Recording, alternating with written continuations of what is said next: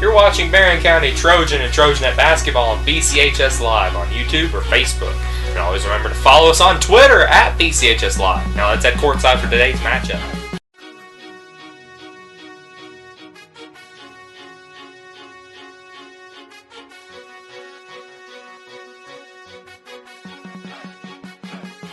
About 4 difficult and 5 easy, or easier games, not easy games. But I think the way the girls are playing, they just need to stay on track. You know, they're really playing phenomenally well right now. That Allen County game really hopefully set the tone for the way the last half of the season's going to be. And I don't think you change anything. Offense, I don't think you can play better offense than what we're playing right now, scoring 60 points in, was it 3 out of the last 4 games?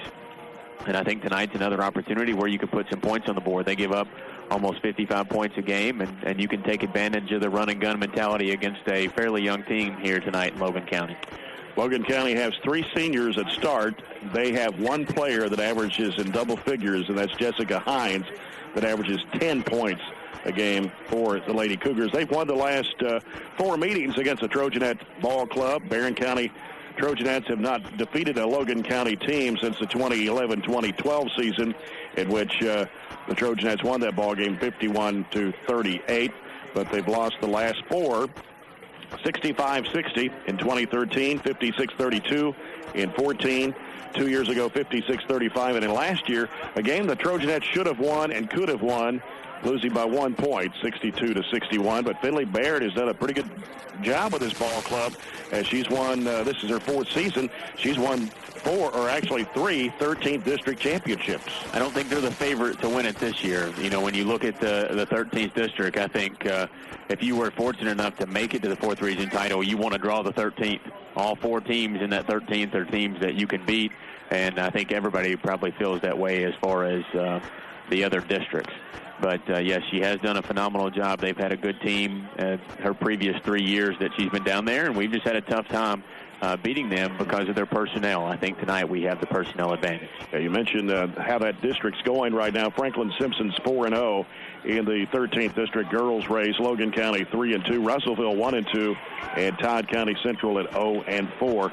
And pretty weak district this year. Yeah, I think Franklin, just because they have a few more pieces at 4-0, is probably the favorite to actually win it when it comes to district time. But anything can happen with that second team out of this district. I think that could go. Yep. You're listening to the McDonald's pregame report. I'm loving it. The new store in Glasgow is open. Go by and check it out. We are 10 minutes away from the Trojanettes and the Lady-Cougars here in Game 1 of our doubleheader. And we'll come back with more pregame coverage in a moment. You're following the Trojanettes on 103.7 Nash Icon. Trojan Thread School Spirit Store is the #1 place to find any and all things BCHS, with a wide selection of clothes including hoodies, t-shirts, long-sleeve shirts, and polos, to everyday items including pens, pencils, notebooks, and stickers, to jewelry including earrings, necklaces, bracelets, and wristbands. So stop by the Trojan Thread Store any weekday from 8 a.m. to 11 a.m. or during any home varsity basketball game. The Trojan Thread School Spirit Store, keeping Barren County in style.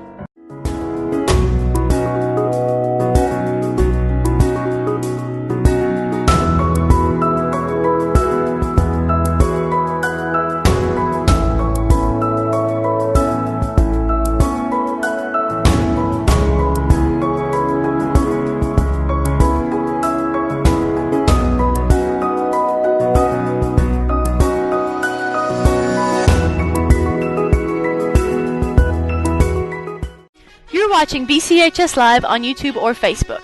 BCHS Live is Barren County's own live production group that is here to broadcast various types of events. Founded in 2015 by 5 BCHS students, we are here to set new heights in media and live broadcasting. BCHS Live is involved in all forms of social media. You can find us on youtube.com/BCHS Live, facebook.com/BCHS Live Network, or on Twitter at BCHS Live. BCHS Live, here to bring you everything BCHS, anywhere you want it. The Barren County High School Future Business Leaders of America Club is one of the most largest and thriving clubs at Barren County High. With regional, state, and national competitions to look forward to, students are able to capitalize on every and any aspect of business in the modern world. With competitions centered around technology, writing, speech, and media, among others, any club member is bound to find a path to excel upon. So for their great infusement of technology and business, the FBLA Club has been awarded the January Club Spotlight by BCHS Live.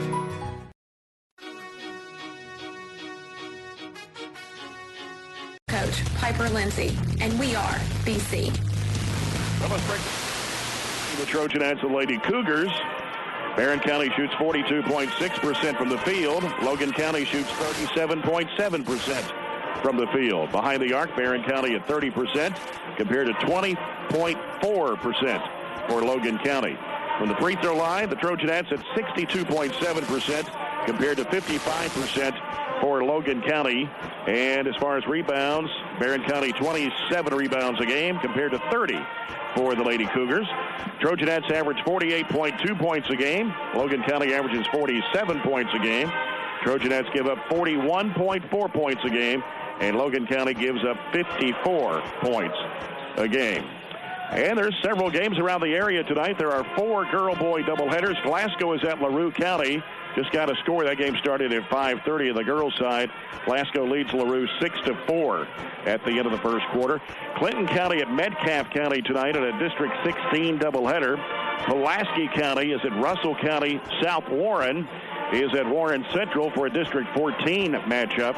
And 3 girls games tonight. Bowling Green's at Allen County. Scottsville, Russellville at Butler County. Campbellsville at Hart County.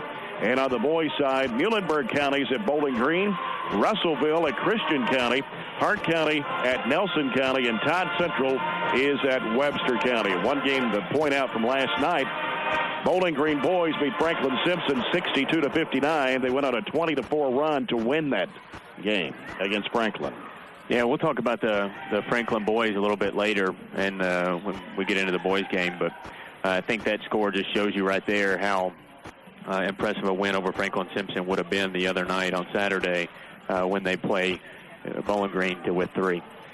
Games around the area brought to you by South Central Bank. Small enough to know you, big enough to help. We'll come back with the starting lineups of tonight's first game, the Barren County Trojanettes and the Logan County Lady-Cougars when we come back. You're following the Trojanettes on 103.7 Nash Icon.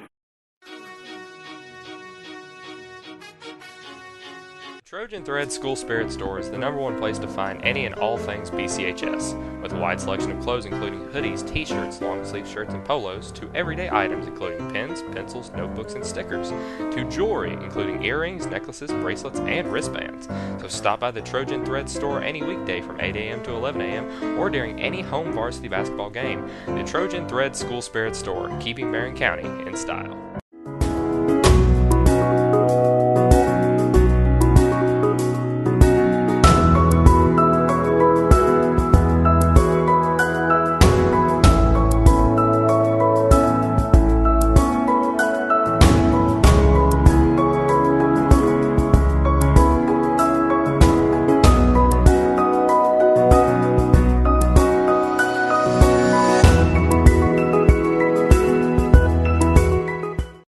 Watching BCHS Live on YouTube or Facebook. BCHS Live is Barren County's own live production group that is here to broadcast various types of events. Founded in 2015 by 5 BCHS students, we are here to set new heights in media and live broadcasting. BCHS Live is involved in all forms of social media. You can find us on youtube.com/BCHS Live, facebook.com/BCHS Live Network, or on Twitter at BCHS Live. BCHS Live, here to bring you everything BCHS anywhere you want it. The Barren County High School Future Business Leaders of America Club is one of the most largest and thriving clubs at Barren County High. With regional, state, and national competitions to look forward to, students are able to capitalize on every and any aspect of business in the modern world. With competitions centered around technology, writing, speech, and media, among others, any club member is bound to find a path to excel upon. So for their great infusement of technology and business, the FBLA Club has been awarded the January Club Spotlight by BCHS Live.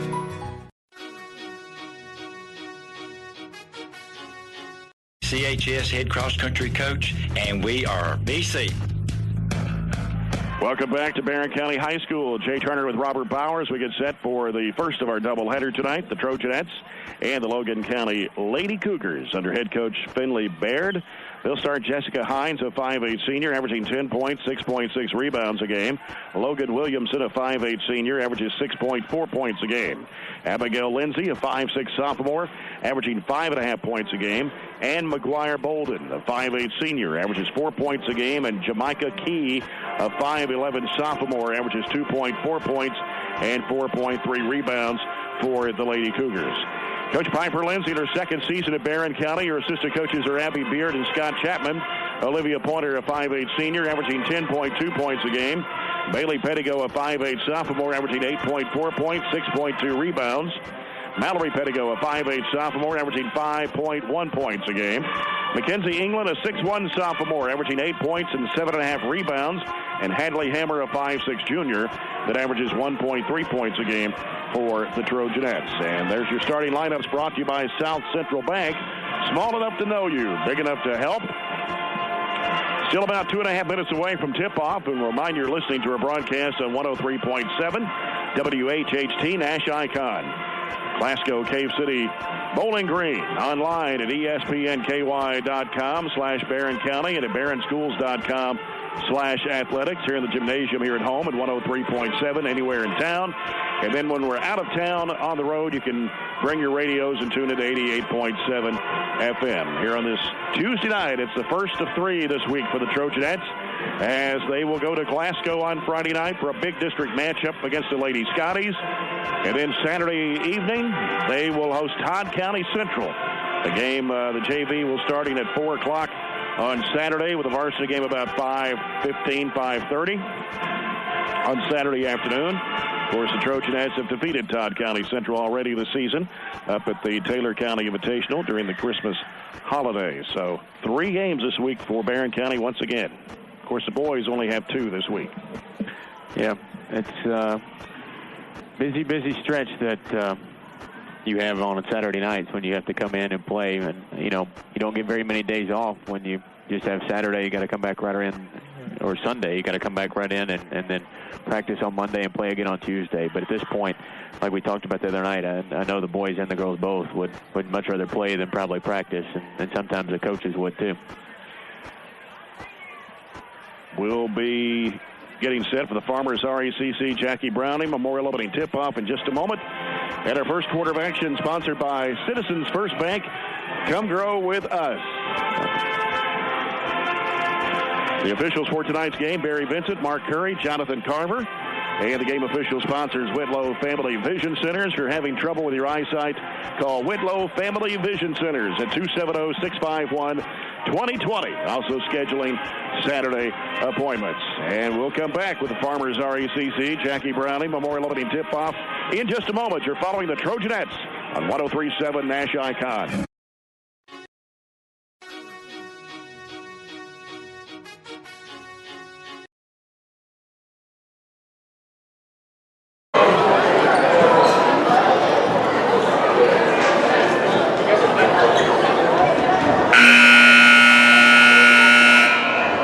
Ladies and gentlemen, would everyone please rise for the playing of the national anthem this evening by our own Barren County High School Pep Band under the direction of Dr. Kip Crowder, and the presentation of our nation's colors by our very own Barren County High School JROTC.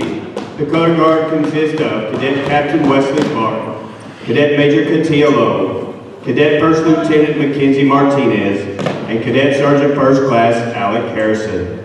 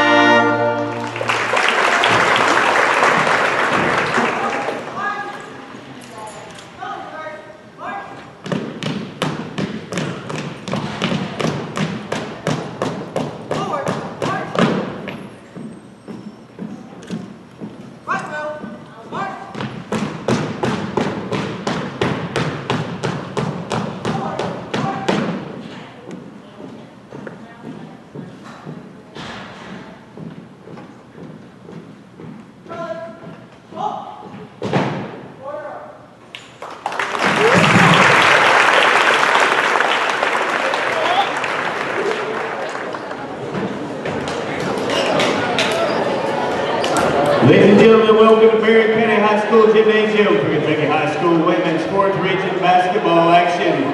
Our game this evening is between the visitors on the scoreboard, the Logan County Lady-Cougars, and the home team on the scoreboard, your very own Barren County Trojanettes. And now introducing the starters for the Lady-Cougars. Starting at one guard, number 4, Logan Williamson. Starting at one guard, number 5, Ann McGuire Bolden. Starting at one forward, number 10, Jessica Hines. Starting at one forward, number 24, Abby Lindsay. And starting at center, number 44, Jamaica Key. Logan County is coached by Finley Barren. And now introducing the starters for your very own Barren County. Starting at one guard, 5'6", junior number 2, Ashley Hammer. Starting at one guard, 5'8", sophomore, number 4, Mallory Petco. Starting at one guard, 5'8", sophomore, number 22, Bailey Petco. Starting at one guard, 5'8", senior number 3, Olivia Pointer. And starting at one forward, 6'1", sophomore, number 35, Mackenzie England. The Trojanettes are coached by assistant coaches Abby Beard and Scott Chapman. Trojanette head coach is Piper Lindsay. Your officials for tonight's game, Jonathan Carter, Barry Vincent, and Mark Clay. Who is 15-2 on the year playing LaRue County and shouldn't have any problem with them tonight. So we got to come in here, take care of business, and not get caught sleeping. Barren County moving left to right in the first half. Logan County right to left. It's Jessica Hines for Logan County. Mackenzie England for Barren. Barry Vincent will toss it up, and here we go. Control by the Lady-Cougars quickly to the basket. Here's a shot going up, no good. And rebounds knocked loose, picked back up by Williamson. She puts it back up, and it drops in for her. Kind of a scramble to start, and they were the benefactor of the loose ball pickup and rebound. So Logan County gets the first lead of the basketball game, 2-0. Here's Mallory Pettigo with it on the right side. She'll throw back door to Bailey, goes under, and tried to get a foul there, but no whistle. And here comes Williamson with it for Logan County in the front court. They were very confused defensively, not sure who they had matched up against, and we couldn't take advantage. Down low is Key. They throw it back out now to Williamson. And Williamson will set things up for Logan County once again. She dribbles around the top of the key, gives it off now to Bolden. Bolden wants to dribble, left of the lane, spins in the lane, gives it back out now to Lindsay. Hands it off out there to Williamson. Williamson, cross-court pass over to Bolden. She'll fire up an 18-footer that's no good. Rebound to Bailey Pettigo for the Trojanettes. Lead pass up court as Mallory Pettigo chases it down. Back out now to Bailey Pettigo. Now Bailey Pettigo on the dribble out between the circles. Looking for Pointer. Gonna have to do something with it. Finally hands it off to Mallory Pettigo coming by. Now reverse to back left and back right. Bailey Pettigo hands it off to Hammer. Hammer goes down the lane, flips it up, but short. Rebound put up and in by England. We'll give her the assist instead of a shot attempt on that one. Just flipped it up where only England could get it. Had her hand straight up, kept it there. 2-2 the score. 6:27 to play here in the opening quarter. Logan County with the basketball. Lindsay with it out top. Goes left side with it over to Hines. Now Hines sends it back out top to Williamson. Williamson now fakes, puts down one dribble, throws it back out. It's going to be chased down and out of bounds as Bolden couldn't get to it. Barren County's basketball. 6:12 to play here in the opening quarter as the inbounds pass comes to Mallory Pettigo. 2-2 ball game. Mallory Pettigo with it for the Trojanettes. Dumps it to the high post to England. Now turns, puts down the dribble against Key, goes up with a shot, and is blocked out of bounds. Timing was a little off for a back door that was open. We didn't get it to the post so Mackenzie could deliver the back door.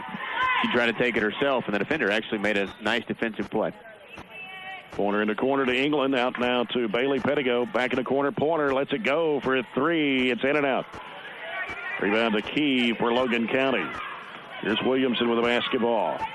Left corner goes to Hines. Sends it across over to Bolden. Fakes, drives against Pointer. Steps back, can't shoot. Slapped out of her hands, got it back. Giving it off to Key now, right side of the circle. Back in the corner goes to Bolden. Bolden now giving it off to Lindsay, right side of the circle. Bringing it back out, hands it off to Williamson. 2-2 ball game with 5:22 to play here in the first quarter. Williamson goes right side with it over to Bolden. Out front now is Lindsay. They swing it left side over to Hines. Hines, who's the leading scorer on this team that averages 10 a game. Out of the right side it goes to Williamson. She wants to fake, drive into the lane, forces up the shot, and banks it in. Took Hammer with her, and 4-2, Logan County. Pointer, long distance three. Yes, sir. And that's a People's Bank of Glasgow three-point shot. People's Bank of Glasgow working for you. 5-4 Trojanettes. Here's a ball thrown away to the backcourt. Another turnover by Logan County unforced. Trojanettes will get to a 4:39 to play here in the opening quarter.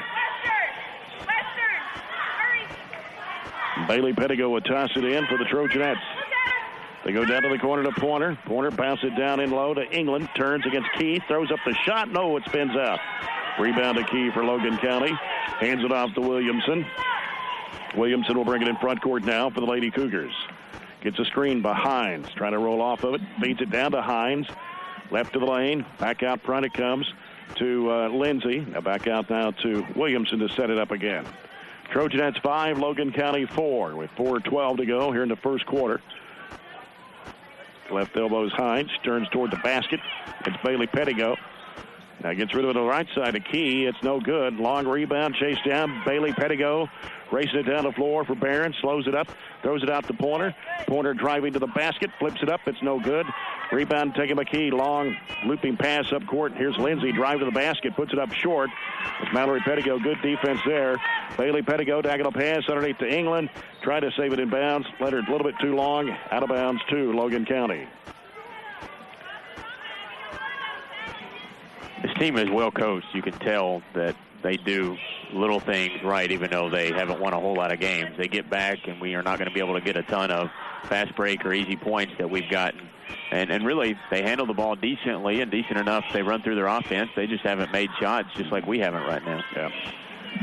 Williamson, left corner, fakes, drives a baseline. Shot goes up, partially blocked. Taken by Bailey Pettigo for the Trojanettes. Bailey Pettigo now will curl out, give it to Pointer. She wants to drive into the lane, throws that up in a crowd, no good.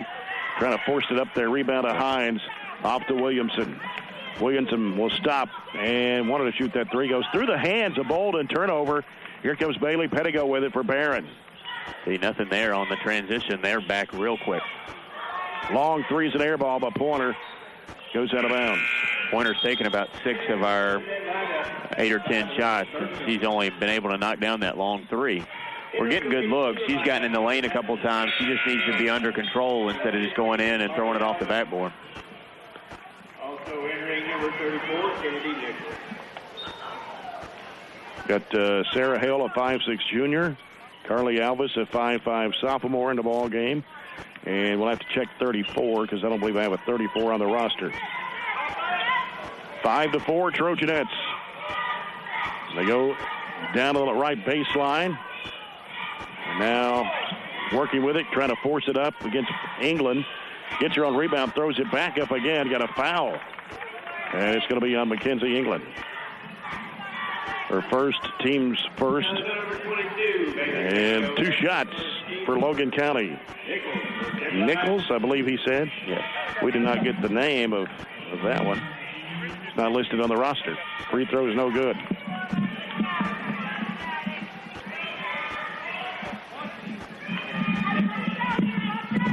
Kennedy Nichols. Kennedy Nichols. Okay. Missed the first shot. Second one is good for Nichols. Ties it up at 5 with 2:35 to play opening quarter. Logan County now 1-2-1-1. As the ball comes in to Mallory Pettigo, back to Bailey Pettigo. Splits the defenders, gets it in front court. Here's Elizabeth Bertram driving to the basket, flips up the shot. It's an air ball taken by for Logan County. Outlet pass comes to Lindsay. Lindsay will hold it up and needs some help out there.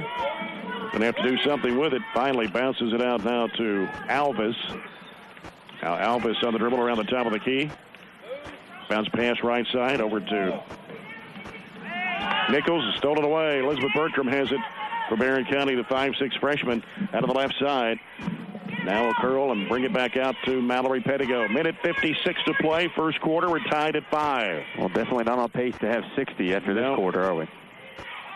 Here's Hammer Ball knocked away, and it's loose on the floor once again. Bertram scoops it up off the floor as Bailey Pettigo and the Logan County player Hale try to go for it. Now almost knocked away again, and we're going to get a whistle and a foul as Mallory Pettigo goes to the floor.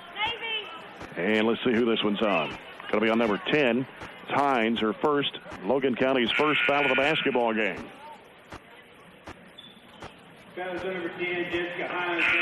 Logan County now will bring in number 14, Paige Van Zandt, a 5'4" freshman. She'll come in to replace Lindsay. Barren County's basketball comes out to Bertram and now to Bailey Pettigo. Feeds it in the lane. Here's a 14-footer straightaway good for Mallory Pettigo. That play's designed to curl on around and get a layup, but she wisely recognized where the defense was and made a nice little step-back move. 7-5 the score. Here's Nichols with it at the free throw line. Throws it right side over to Hines, and back out it comes with a minute 13 to play. And they give it to Alvis. Alvis right side over to Hines. Has an open look at the three. Doesn't take it. Back out to Alvis. They go right side with it to Hale. And now they go down in there to Nichols. She goes over the shot. It won't count. Traveling violation on Nichols. Took a step and then made her move. 1 minute to play here in the first. And the press is on once again for Logan County. Here's England. Fires it up court to Bertram. Bertram drives to the basket up with the left hand. It won't go. Nichols the rebound for Logan County. Outlet pass comes to Hale. Hale bounce pass underneath. Shot flipped up. It's no good for Van Zandt. And we got a ball knocked out of bounds. It's going to stay with Logan County underneath. Well, one thing is for certain. Both teams are getting shots. I'm not sure how good the shots that they're taking really are, though. As they force the ball inside underneath the basket. At the free throw line, they go right side with it. Spin move by Alvis. Shot is blocked. It goes out of bounds, and Trojanettes will get it with 34 seconds to go here in the first quarter. I know you were blocked out. McKenzie made the initial play there. That she just had her hands straight up and blocked Nichols. A very good defensive play that kept her from getting a layup. Bailey Pettigo over to Mallory Pettigo on the left side. Now brings it out of the middle with 24 seconds to play. Right side it goes to Bertram. Now Bertram will fire it out to England. England now looks and gives it to Hadley Hammer. Right side, driving to the basket. It's blocked. Bertram got it back. Tapped out of bounds, though, by Logan County with 9.7 to play. Pregame the Lady-Cougar lineup, number 44, Key. Now Jamaica Key is checked back in for Logan County. So they got a couple of post players in there now. Here's Mallory Pettigo off to Bertram. 10-footer in the air. Good for Bertram. Wow, what hands to catch that and then convert it. 9-5 will be your score at the end of one. Barren County leading Logan County here at Trojan Gym. We'll come back with the second quarter of action in just a moment as you're following the Trojanettes on 103.7 Nash Icon. Trojan Thread School Spirit Store is the #1 place to find any and all things BCHS, with a wide selection of clothes including hoodies, t-shirts, long-sleeve shirts, and polos, to everyday items including pens, pencils, notebooks, and stickers, to jewelry including earrings, necklaces, bracelets, and wristbands. So stop by the Trojan Thread Store any weekday from 8 a.m. to 11 a.m. or during any home varsity basketball game. The Trojan Thread School Spirit Store, keeping Barren County in style.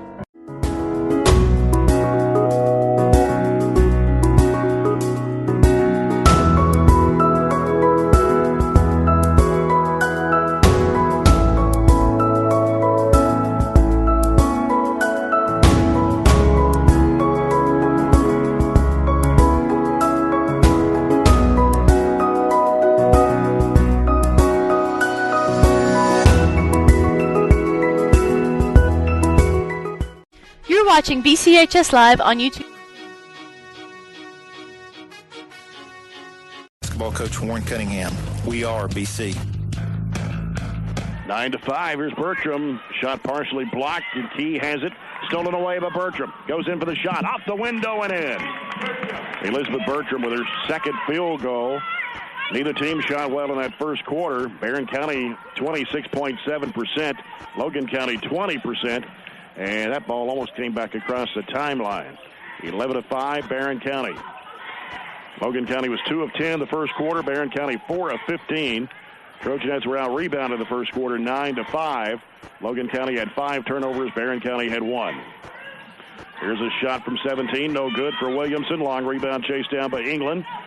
And here comes Bailey Pettigo. Sends it down the floor to Bertram. Bertram wants to drive with it. Throws it up over the rim. And loose ball picked up by Hammer. Back out now to Mallory Pettigo. Dribbles left side. Gives it in the corner to Bertram. Bertram will bring it out. Now looks and goes back to Mallory Pettigo. She'll circle it out now. Just over a minute gone here in the second quarter. Barren County 11, Logan County 5. Here's Mallory Pettigo. Gives it off to Bertram. Now Bertram on the dribble. Leaves it out there with Hammer. Trying to penetrate. Slapped away. Loose ball on the floor. Whistle and a foul. This one's going to be on Abigail Lindsay. Her first, team second. Olivia Pointer returning to the Trojanet lineup for Elizabeth Bertram. And coming back in for Logan County is Carly Alvis. We got 15 shots up in the first quarter. If you look at them, 75% were probably within 8 foot in. You got to shoot a much better percentage than that if you're getting shots. Down in low, England trying to go up, blocked by Key. Got it back, though. Throws it back up. It won't go. Got her on rebound. One dribble back up. Foul this time on Key. Be her first, team's third. No, she's getting a little frustrated right now. That defender is about the same size as she is, and she's going straight up, and she's going into her body and not getting any foul calls.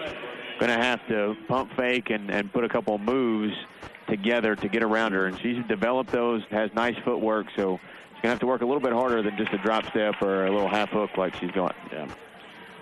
Mackenzie England hits the first of 2. She'll have one more. 65.7% free throw shooter. England fires and hits. 4 points for Mackenzie England. 13-5, almost picked off by Bailey Pettigo. And Blake Bingham, number 21 in the ball game, a 5'5 sophomore for Logan County, has got the basketball now. Puts down the dribble. Gives it out to Alvis. Fakes the 3. Now gives to Williamson. She fakes. She drives. She dumps it off in there to Key. In a crouch. She may have walked with it. Shot an air ball. Bailey Pettigo with it for the Trojanettes. Gets rid of to Mallory. Down underneath the Hammer. She goes up. The shot's blocked. Back to Bailey Pettigo. She tries to go up, and she's fouled. This foul will be on Alvis. Her first, Logan County's 4th of the half. We're getting the ball down the floor. We're getting it in position, very similar to what we've done in the previous games, but we're just not finishing. Our shots aren't very fluid, and it looks like we're really out of sync as far as what we're trying to do, and we're trying to put up shots much better in turnovers like we said before, but we got to be more solid with our choices. Bailey Pettigo goes 2 for 2 at the line. It's 15-5 Trojanettes. They extend the lead out by 10. It's 5:53 to play in the first half. Bingham with the basketball, gives it out to Alvis. Now here's Hines down in the corner to Bingham. Traveling violation on Bingham. We'll give it back to the Trojanettes. Scored the first 6 this quarter to stretch it out to a 10-point lead and give us an opportunity with that turnover to add to it. Logan County setting up again to that 1-2-1-1, but easily broken. Mallory Pettigo over to Bailey Pettigo. Dribbles in, gives it off to Hammer. She'll fire it up. High arching shot won't go. About 17 feet away. Offensive rebound by Pointer. Flips it up, no good. Gets her on rebound. Back up again. Shot it over the rim. Another rebound by Bailey Pettigo. Out to Mallory Pettigo. Shot is blocked by Hines. And the ball's loose, but Mallory Pettigo got it back. Dishes it off underneath there to England. She throws it up. It's no good. Ball knocked out of bounds. It'll be Logan County's ball. Wow. Had a lot of opportunities there, but it just wouldn't go. That's the best way to say it. That's extremely accurate. Tons of looks at it. Most of them were decent looks. You just look at the hustle and the effort going to get the loose ball. That's what you want to continue to see. The shots will fall eventually and gain more confidence if you're able to stretch the lead out. Yeah. 5:13 to play here in the first half. It's 15-5, Barren County. Alvis with the basketball for Logan County. Gets rid of it off to Van Zandt. Van Zandt, she's going to be called actually 3 seconds lane against Key. We'll turn the ball over to the Trojanettes once again. Ball comes into Mallory Pettigo, gives it back to Bailey Pettigo. Gets it across the midcourt stripe. Pressure is very ineffective from Logan County. Yep. Mallory Pettigo penetrating down the lane. The shot goes down, but they won't count it. It's going to be a foul out of the floor called against number 14.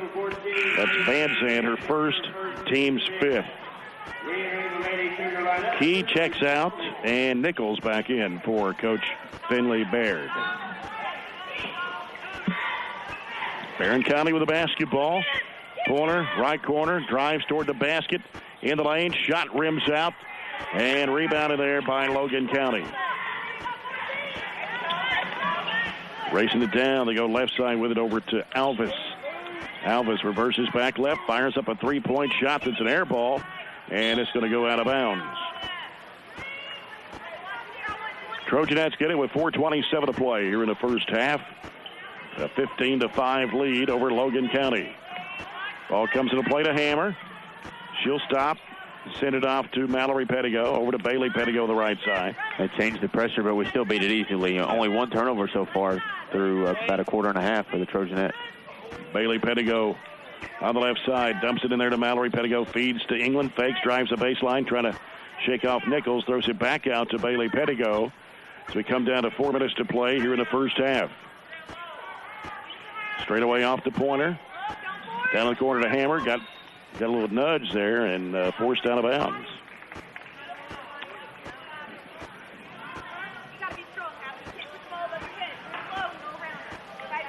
Logan County's basketball with 3:56 to go here in the first half. Anthony Frazier, the principal at North Jackson Elementary, will be with us here at halftime. Van Zandt handles the basketball for Logan County. Gives it out now to Hale, who's back on the floor. Sends it left side over to Alvis. Alvis heads into the paint, goes under, puts it up, it's good. Found an opening in the lane, 15-7. In the middle is England. She'll throw it over to Mallory Pettigo. Down the lane she goes and gets tripped up in there.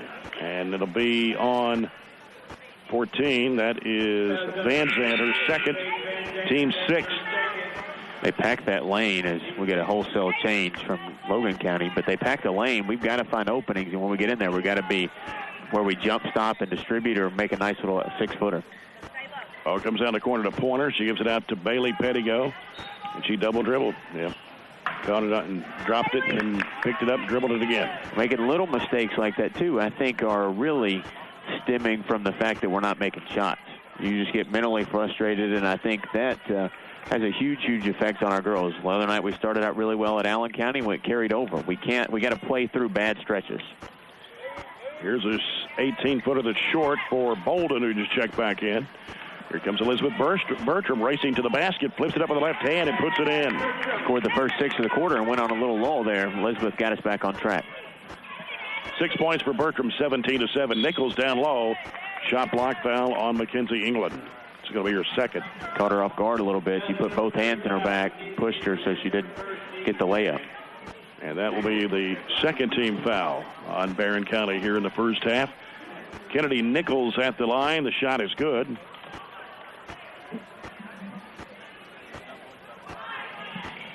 (17-8). And Nichols hits both. 17-9, 2:55 to go here in the first half.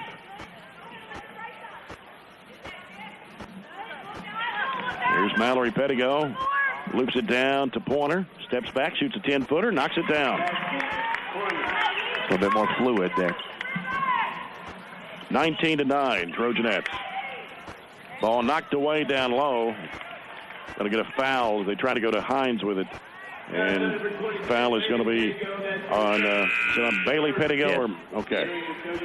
Her first, team's third of the half. Hadley Hammer back in the game now for the Trojanettes with 2:36 to play here in the first half. Ball comes out to Williamson, who's back on the court. They go down inside. Here's Hines, puts it up and in. Kind of a twisting shot by Hines to get her first 2 points of the game. Same inbounds play we run. We should have been a little more ready for that. 19-11. Mallory Pettigo off the Pointer. Oh, pass deflected by Nichols, trying to go to Bertram with it. It'll stay with Barren County with 2:17 to play here in the first half. Passed it right through England's hands to make the more difficult pass on the other side. That's why you center it up and then distribute from there. Bertram's open for the shot, doesn't look, and gives it back out to Hammer. Around to the corner goes to Pointer. Throws it back out to Hammer. Feeds it in there to Bertram. Now Bertram will go over to Mallory Pettigo with it. Back over to Hammer. Hammer back to Mallory Pettigo. In the corner, Pointer. May have got away with a walk, and then a push from behind as England gets pushed by Nichols. That'll be her first, team 7th. And so Trojanettes will shoot the 1-1. Mackenzie England at the charity line. We left Mackenzie in there. She does have 2 fouls, doesn't she? Yep. I suspect they know that, but just to kind of match her up with the bigger body post players they have. Mallory Pettigo trying to go back up. She got fouled, and the shot goes down. Yeah, all the way across the face there, I thought. But after Mackenzie England missed the front end of the 1-1. Strong play to put it back up in. 21-11. Here's a ball skipping out of bounds. It stays with Logan County with 1:42 to play here in the first half.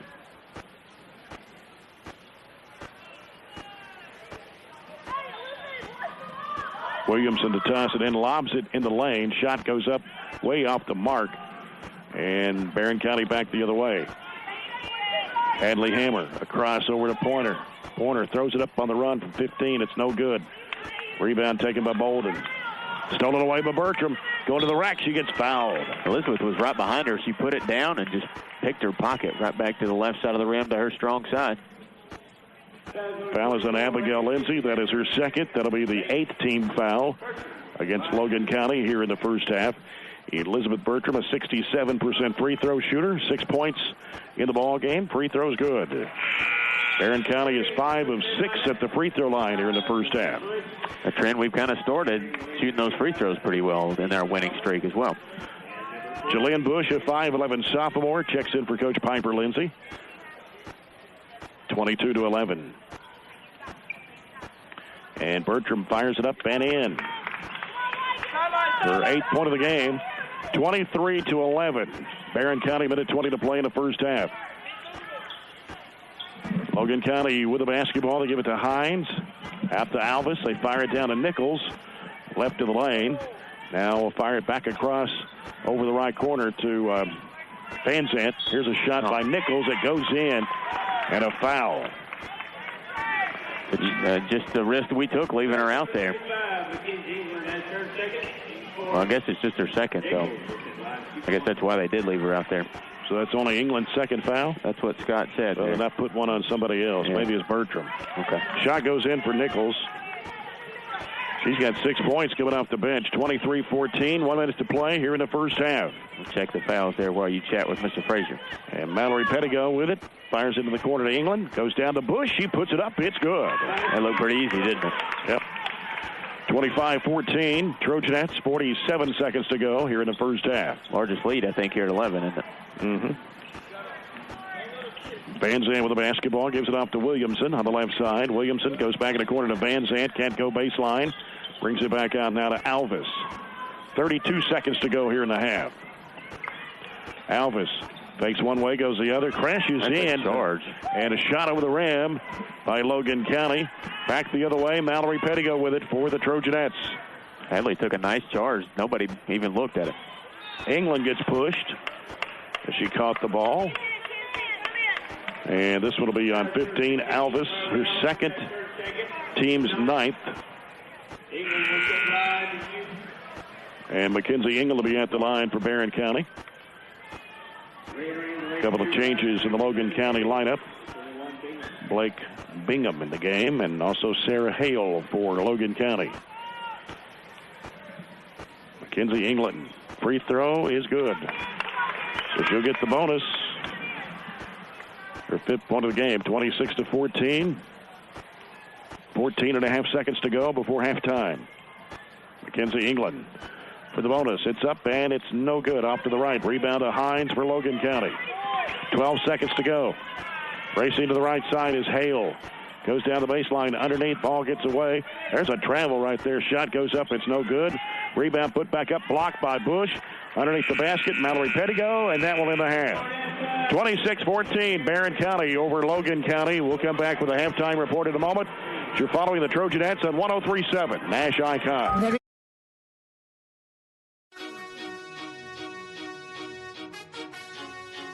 Trojan Thread School Spirit Store is the #1 place to find any and all things BCHS, with a wide selection of clothes including hoodies, t-shirts, long-sleeve shirts, and polos, to everyday items including pens, pencils, notebooks, and stickers, to jewelry including earrings, necklaces, bracelets, and wristbands. So stop by the Trojan Thread Store any weekday from 8 a.m. to 11 a.m. or during any home varsity basketball game. The Trojan Thread School Spirit Store, keeping Barren County in style.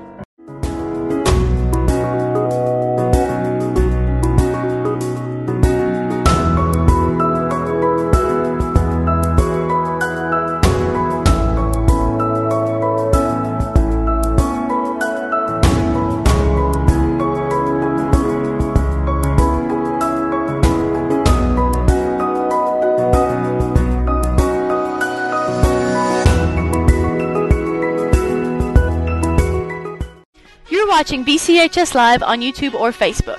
BCHS Live is Barren County's own live production group that is here to broadcast various types of events. Founded in 2015 by 5 BCHS students, we are here to set new heights in media and live broadcasting. BCHS Live is involved in all forms of social media. You can find us on youtube.com/BCHS Live, facebook.com/BCHS Live Network, or on Twitter at BCHS Live. BCHS Live, here to bring you everything BCHS anywhere you want it. The Trojan Thread School Spirit Store is the #1 place to find any and all things BCHS, with a wide selection of clothes including hoodies, t-shirts, long-sleeve shirts, and polos, to everyday items including pens, pencils, notebooks, and stickers, to jewelry including earrings, necklaces, bracelets, and wristbands. So stop by the Trojan Thread Store any weekday from 8 a.m. to 11 a.m. or during any home varsity basketball game. The Trojan Thread School Spirit Store, keeping Barren County in style.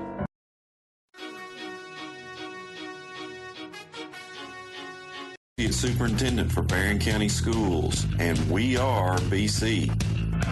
Welcome back to Barren County High School, where the Trojanettes lead 26-14 over the Logan County Lady-Cougars. Mr. Anthony Frazier, the principal at North Jackson Elementary, up on the Big Hill.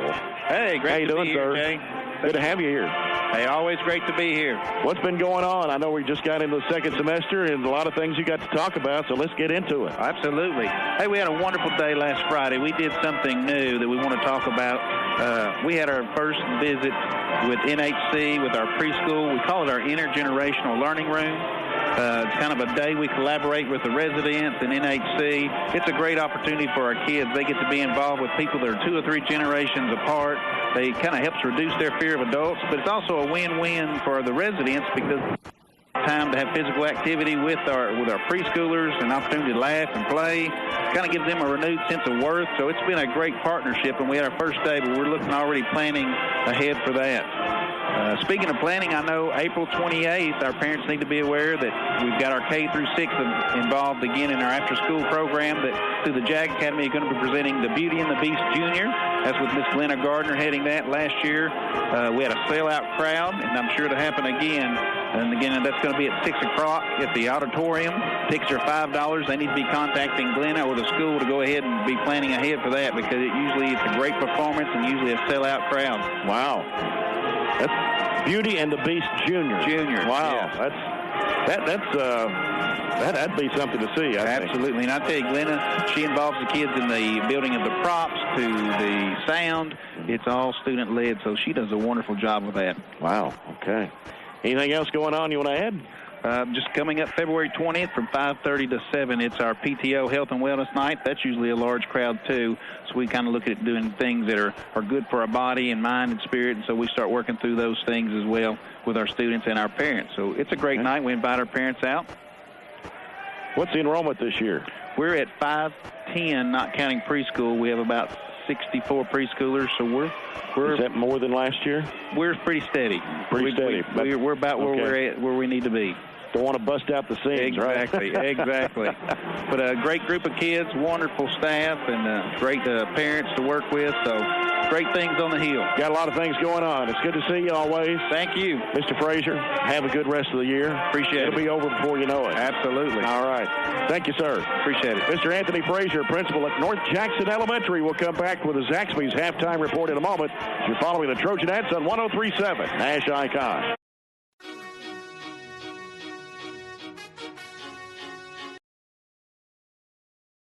Trojan Thread School Spirit Store is the #1 place to find any and all things BCHS, with a wide selection of clothes including hoodies, t-shirts, long-sleeve shirts, and polos, to everyday items including pens, pencils, notebooks, and stickers, to jewelry including earrings, necklaces, bracelets, and wristbands.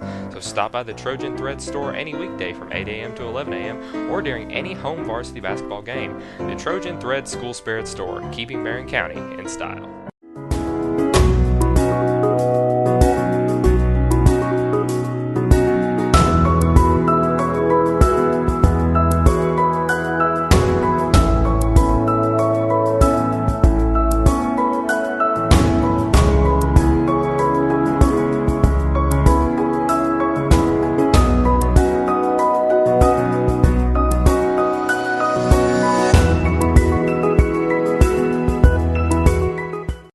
Watching BCHS Live on YouTube or Facebook. BCHS Live is Barren County's own live production group that is here to broadcast various types of events. Founded in 2015 by 5 BCHS students, we are here to set new heights in media and live broadcasting. BCHS Live is involved in all forms of social media. You can find us on youtube.com/BCHS Live, facebook.com/BCHS Live Network, or on Twitter at BCHS Live. BCHS Live, here to bring you everything BCHS, anywhere you want it. The Barren County High School Future Business Leaders of America Club is one of the most largest and thriving clubs at Barren County High. With regional, state, and national competitions to look forward to, students are able to capitalize on every and any aspect of business in the modern world. With competitions centered around technology, writing, speech, and media, among others, any club member is bound to find a path to excel upon. So for their great infusement of technology and business, the FBLA Club has been awarded the January Club Spotlight by BCHS Live.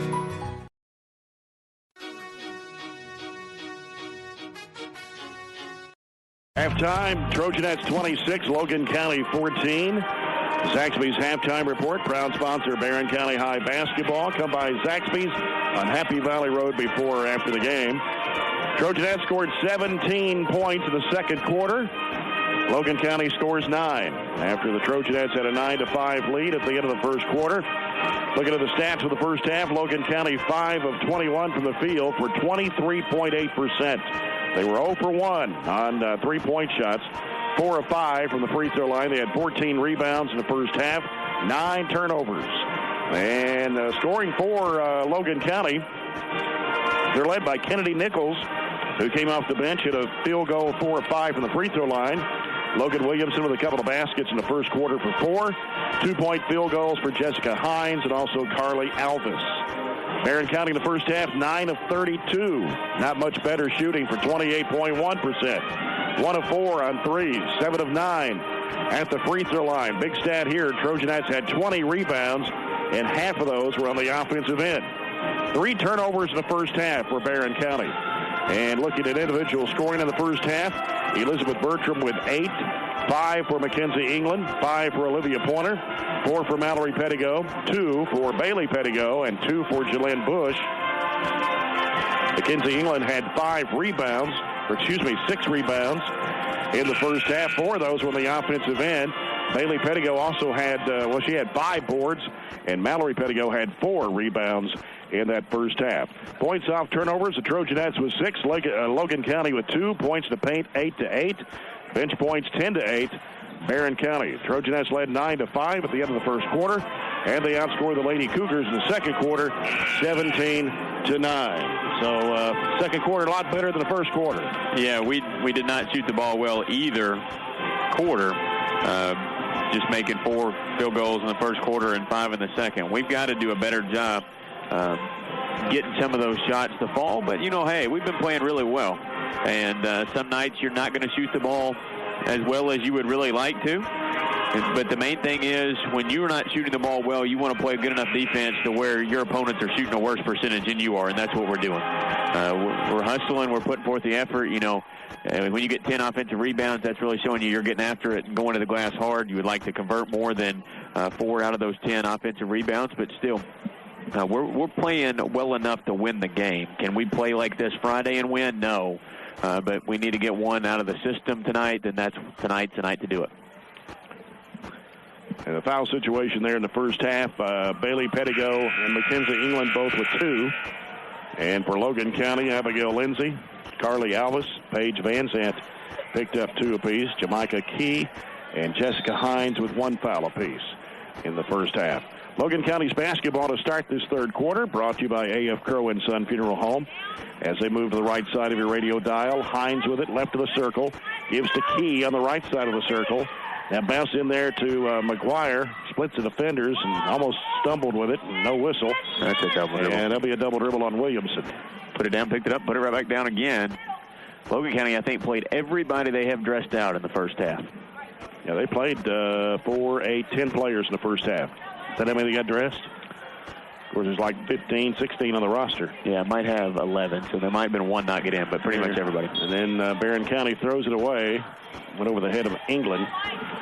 I'm sure somebody was going to cut from the right side, head up the baseline. Nobody was there. Yeah, some miscommunication. We only turned it over 3 times that whole half. There's another positive. You know, you can look at the stat sheet and find a bunch of positives.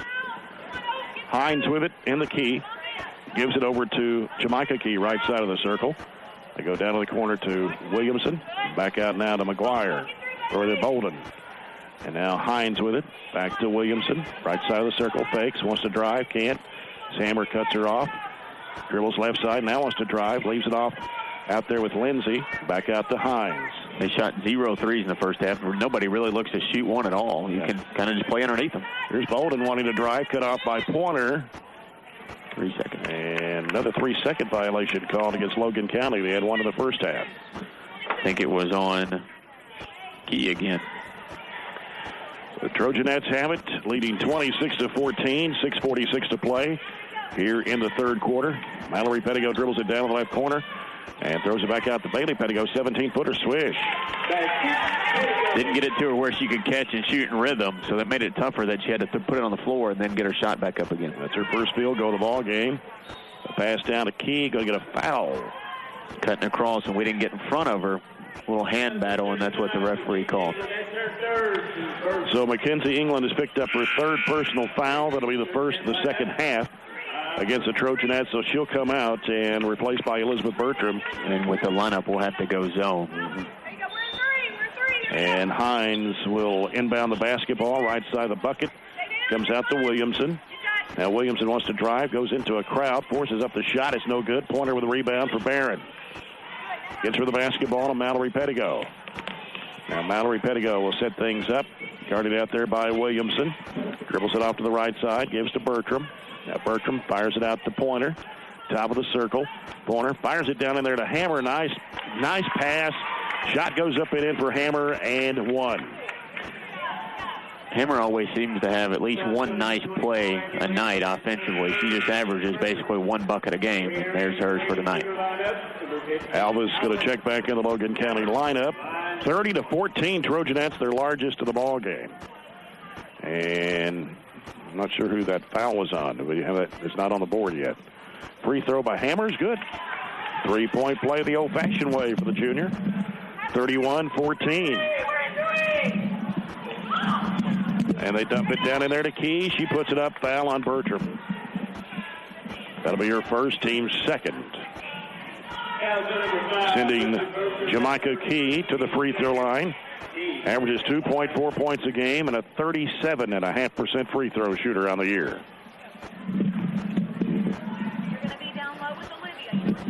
Key puts it in the air, and it's no good. Last foul was on 24. Lindsay, that was her 3rd then. Team second. Her team's first the second half, it is. Key back at the free throw line for Logan County.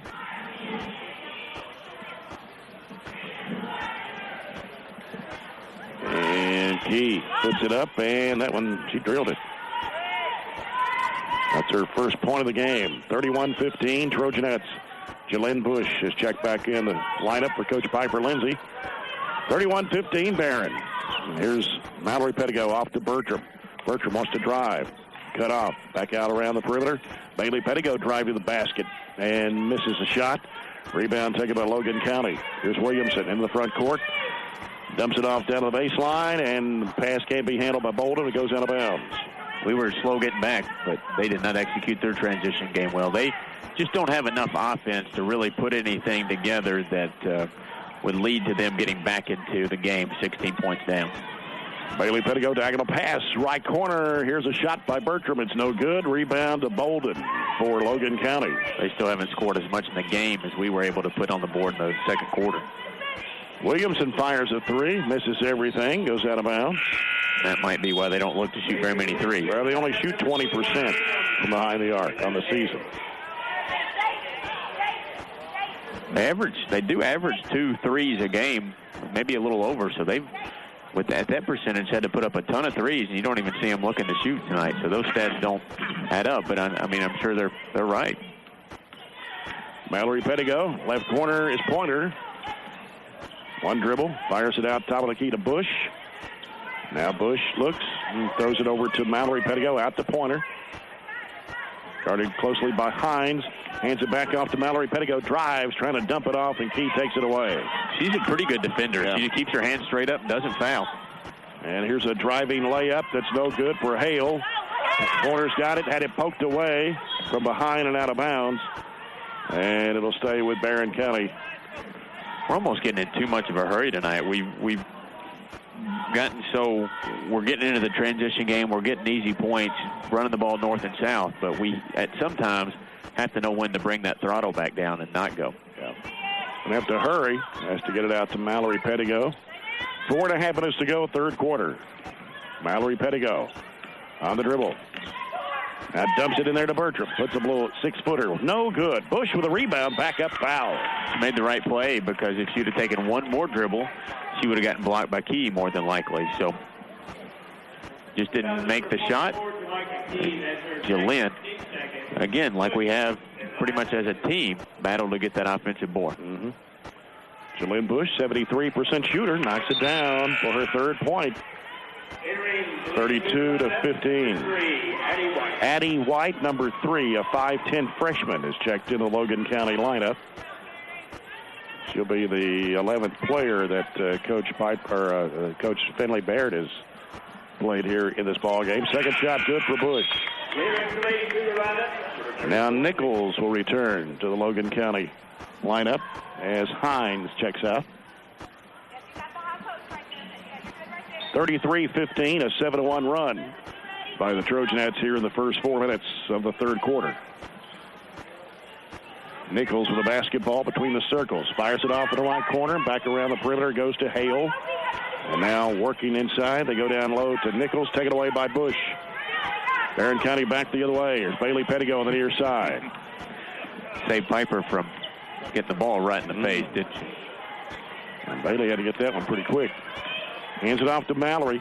Now to Pointer. Crossover dribble. Lost the handle down to the floor. Got it out to Mallory Pettigo. Here's Bertram. Driving to the lane. Goes up with a shot. No good. Bush to rebound. Back up over the rim. And taken by Bingham for Logan County. 3:35 to go. Third quarter. 33-15 Trojanettes. And down to the floor. Mallory Pettigo up to Bailey Pettigo. On a turnover. She'll go to the basket. Puts it up. Missed the layup. Ball knocked out of bounds, and it's going to go back to the Trojanettes. Got to play through it. Just got to continue to play through it. You're up by a wide margin, up 18 now, and missed layups like that are things that we've made over and over, but you can't change your body language. On to the next play. Pointer out to Bailey Pettigo, fires in the lane there to Mallory Pettigo. Dribbles it out, gives in the corner to Pointer, and she double dribbles. Sure did. We've had a lot of that tonight where we've kind of caught it and hit it with a hand instead of just two-handed catching the basketball. And then they put it down again.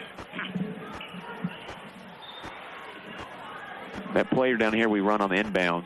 Bailey did the same thing. Or I'm sorry, Mallory did the same thing. She went back to her strong side. If she kept curling around, the whole right side was open. Yeah. Our girls just have to continue to develop that offhand. That's something we're going to work on over the offseason. Cross-court pass comes left side. Driving. They go in the lane there to Nichols. Shot it over the backboard. Well, out of bounds. I didn't think it was going to come back down there for a second. I almost thought it was going to hang up there. So Logan County will set back up at a 1-2-1-1. Ball comes into play. Mallory Pettigo now to Bailey. Back to Mallory on the near side. Back over to Bailey Pettigo. They whip it down to Hammer. Back out around the perimeter. Baseline shot by Bertram. Good. Defense couldn't rotate quick enough as our ball movement was excellent that time to get Elizabeth, the 6-footer she likes on the left side. And she's got 10 points in the ball game, had 8 in the first half. Lead is stretched to 20 for Barren County at 35-15. And here's Key down low. Shot it too strong against the window. And here's Bailey Pettigo with it for the Barren County Trojanettes. Pass broken up, stolen by Bingham. And driving with it is Van Zandt, who's back in the game. And here's a wide open shot underneath by Kennedy Nichols. Took them 6 minutes to get their first field goal of the half, as we've more than doubled them up here in the third period. 35-17. Timeout by Logan County with 2:08 to go here in the third quarter. Yeah, they had a free throw by Key. And now that basket from Nichols, their only field goal here in the second half. It's 26-14 at halftime. Barren had a 20-point lead as they've outscored now Logan County 9-3 in this third period. Don't think we're going to get to 60. We had a chance there when we put 17 points on the board in the second. You look like, you were just 4 points shy of your pace, but another 9-point quarter is going to make it very, very difficult. On the Coca-Cola scoreboard tonight, Glasgow girls beat LaRue County 39-33. A little closer than maybe expected. LaRue County has a losing record, but up there, never know what happens when you go in the fifth. Logan County comes up with a steal. Shot out of the left corner, no good. Rebound chased down, knocked out of bounds, and Barren County will get it. Last touch by Nichols. Minute 58 to play here in the third. Here's Bailey Pettigo giving it off to Mallory. Pettigo sends it down the floor to Hammer. Bounce pass in there to Bertram. Lost the handle, but kept the dribble alive. And now in a trap, throws it back out front now over to Bailey Pettigo. Diagonal pass over to Bertram. 12-footer is good. I don't know how you don't shade her side just a step. I don't know how much sometimes they go over the scouting report or remember the scouting report. Bad pass is deflected, and here comes Hammer with it. Hammer off to Bailey Pettigo. Goes up with a shot. No. Got bumped, but no whistle. Logan County back the other way. Nichols with the basketball. Bounce pass underneath to Hale. Got a foul called against Barren County with a minute 17 to play here in the third quarter. I think Hadley got caught up in Hale's shot attempt. Tried to take Hadley up and the ball up at the same time. Went in a little bit. Sarah Hale, 47% free throw shooter. First one is good. Makes it 37-18. I'll tell you one thing. Hadley Hammer will not tell you she's hurt. She won't come over here and ask to come out of the game unless you take her out. Yeah. Second shot's missed. Ball knocked out of bounds.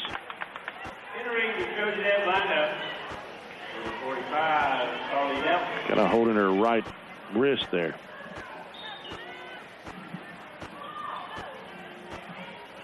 And shot goes up no good. Rebound in there. Carly Dale fires it down the floor, and it's going to be taken away by Logan County. They whip it down in there to Nichols. She puts it up, and a foul. Delk made the right pass because she didn't see. I think that was Van Zandt back there behind Elizabeth. Thought she had a wide open run out. Nichols is 4 of 5 at the charity stripe. And the shot goes up. It's good for Nichols. 37-19. 1:03 left to play here in the third quarter. And this shot also good for Nichols, who wasn't even on our roster. Has played quite a bit in this game, and he sure has. Actually leads the team in scoring. 37-20. Bertram drives it down, shoots over Nichols. It's short. Rebound, Bush back up and in. No contest there as she had the height advantage and position on Alvis. Pass picked up, but Bailey Pettigo gives it to Bertram. Bertram pushing it down the floor, left side. Throws up the left-handed shot over the rim. Rebound put back up, no good for Delk. And we're going to get a rebound foul here. And as Nichols came down with a basketball, Carly Delk, her second personal, fifth one on the Trojanettes here in the second half with 35.6 seconds to play. Missed a lot of those 4-footers to layups tonight, but our girls are absorbing a ton of contact that the officials aren't calling. You're okay with that? You want them to play through it. You want them to make those because eventually when they are called, those will be and one shots.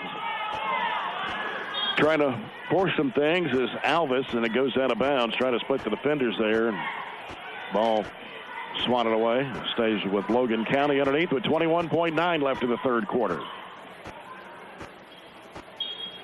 Bingham to toss it in. Underneath, wide open shot, put up and in on the left side of the rim by Alvis. All of our girls paid attention to Nichols, not Alvis. And Bailey Pettigo trying to split the defenders. Going to be fouled in the backcourt by Van Zandt. That is her third, team's third. And Mackenzie England has returned to the Trojanet lineup with 13.3. Put her back on the offensive end with those 3 fouls. Bailey Pettigo giving it over to Mallory Pettigo. 8 seconds to go here in the third. Mallory Pettigo back over to Bailey Pettigo, driving to the basket, flips it up, going to get a foul with 2.4. Foul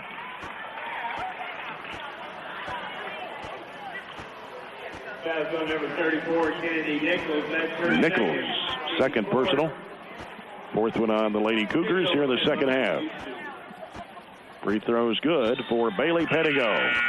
It's her 5th one of the game. Carly Delk, 5'9" freshman, back in the game now for Coach Piper Lindsay with 2.4 left, 40-22. And back in for Logan County is Addie White as she replaces number 23, Brittany Garrett, who just checked in, the 5'10" sophomore. Bailey Pettigo puts it in the air. Good. 2.4 to go. 41-22.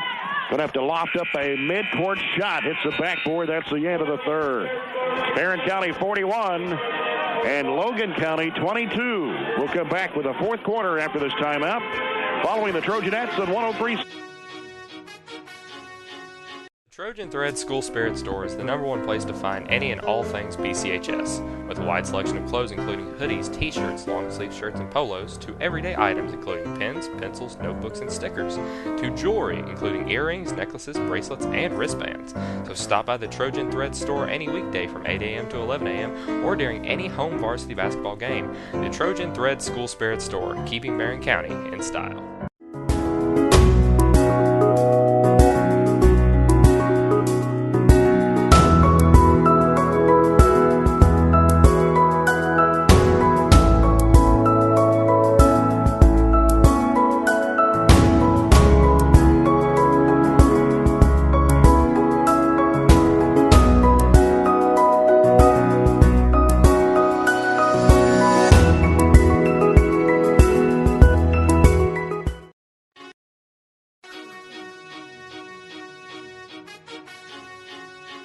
Nash icon. This is Trojan assistant boys basketball coach Lee Johnson, and we are BC.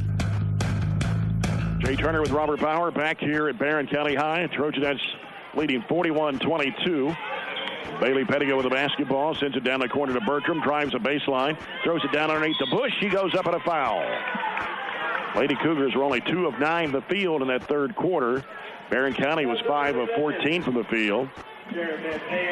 Logan County actually shot worse in the third period than they did in the first half, so we continue to make it difficult for them to make baskets. Our shooting did improve, however. Jalynn Bush at the line. Free throws good. She's 3 for 3 at the line, 7 points. Turned it over 6 times, but I felt like our offense was a little bit more in a groove because some of those offensive rebounds, especially from Jalynn, as she hit that second free throw there on the backside, she was converting those offensive rebounds and just cleaning up the misses. 43-22. 7:40 to play in the basketball game. Hale with it for Logan County. Got an outside shot for 60. Have to have a big quarter, though. Need to score 17 more. Yeah, it hit the line right in front of the Logan County bench. I don't know how long our starters will stay out there is the only thing. But in the defense of the reserves, they played really good the other night and actually had several buckets. Didn't lose much. Yeah. Here's a lob down into Bush. She tries to go up. It's blocked on her.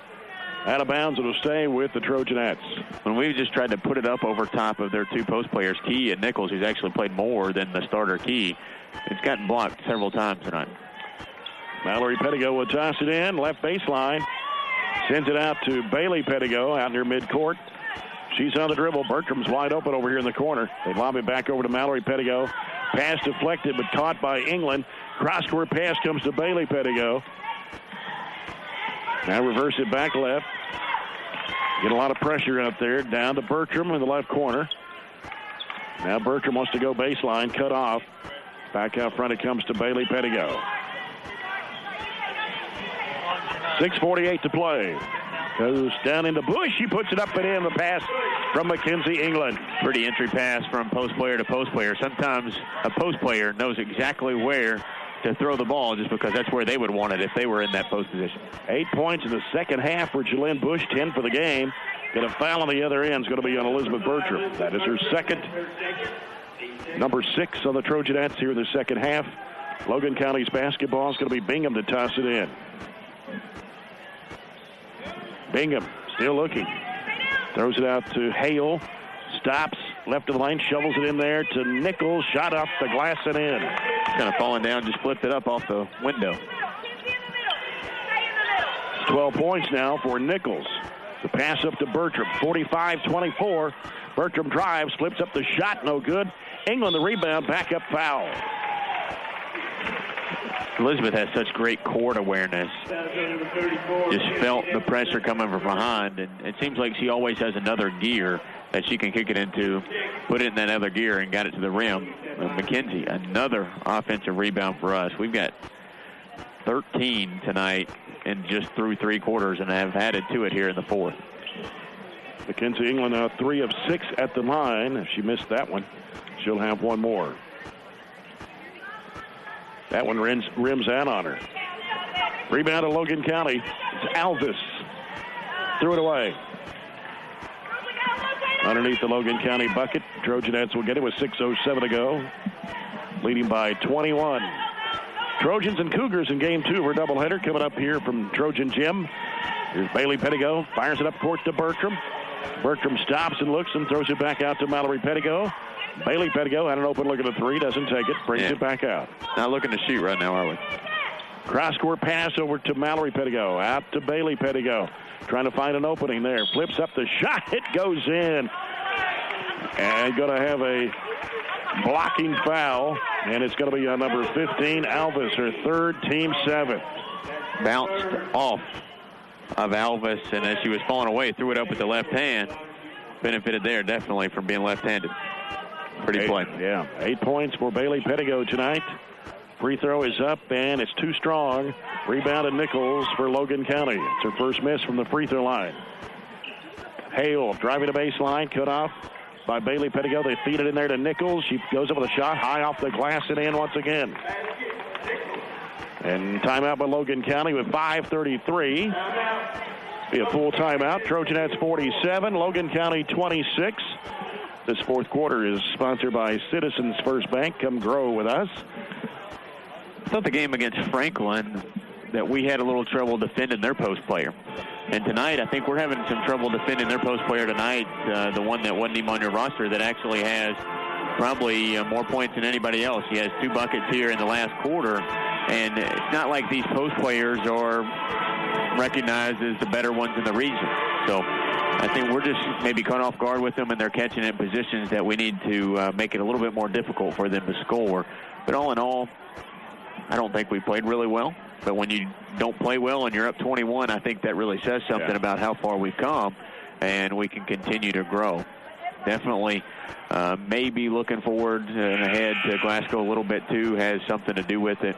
But I think we'll be focused and ready to go and hopefully shoot the ball better on Friday night when we play Glasgow for essentially what would be the 3rd seed if we could, and then a chance to play them again in the district tournament. So we win Friday, we avoid the pill bottle, which would determine our fate 3-4. Right. Trojanettes with 5:33 to play, leading 47-26. As Bailey Pettigo in the middle to England, off to Bertram. Bertram curls out to the corner on the left side. Neon needs some help. And a timeout here by Piper Lindsay. Dribbled to the corner with nowhere to go. Picked it up, and they covered up. Piper had to burn her first timeout, I think, of the night. Yep. 5:23 left in the game. It's Barren County 47, Logan County 26. And we mentioned there's some other games around the region tonight, some that more important than others as far as district goes. Clinton County at Metcalfe County tonight. And you look for Metcalfe County girls to be heavily favored in that game, and Clinton County boys to be heavily favored in that second game. South Warren at Warren Central. What have you got for us? Metcalfe County girls are up 41-27, so they're up 14 heading into the fourth quarter. Okay. As you said, heavily favored. South Warren girls up 40-25 over Warren Central after 3 as well. And Warren Central boys probably favored over the South Warren boys the second game. No surprises so far tonight. Yeah. Just a few scores trickling in there. Barren County's basketball. Bailey Pettigo for the Barren County bench. Lobs it out to Mallory Pettigo. Dribbles it to the right. Bertram in the right corner. Sends it back out now to Bailey Pettigo. Bailey Pettigo on the dribble. Working out there, getting a lot of pressure. Gets rid of it to England. Now England will throw it back. Ooh, threw it away. A little wide for Mallory Pettigo. And it'll be a turnover for Barren County. Giving it back to Logan County with 5:03 to play.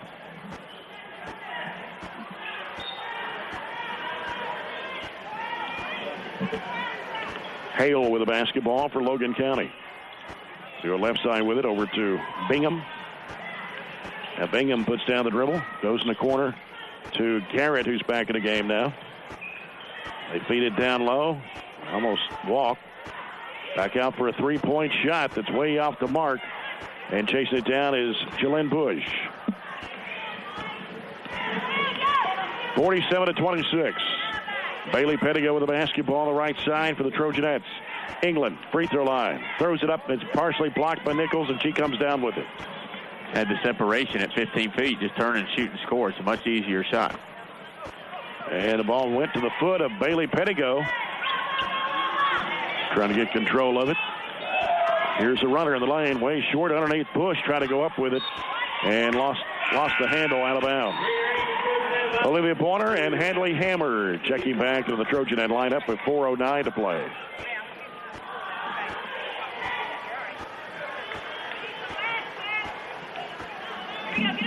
And Hale with it for the Lady-Cougars. Right side to Lindsay.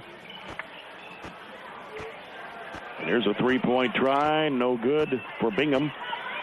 Ball saved back in bounds. Nichols grabbing it, and we're going to get a jump ball possession arrow back to Logan County as you get number 44. That's Jamaica Key back in the game, replacing Nichols. I'd like to know what grade Nichols is in. She seems like she might be a freshman. Yeah, fairly young probably, but had no information at all other than her name to go with the number. Pass slapped away underneath the bucket by Pointer. Stays with Logan County with 3:47 remaining. And Bingham will lob it out. Hale with the basketball. Bingham right side, back over the left. They give it in there to Lindsay. Now here's a three-point try, no good. Key with a rebound, no good. Foul on the Trojanettes.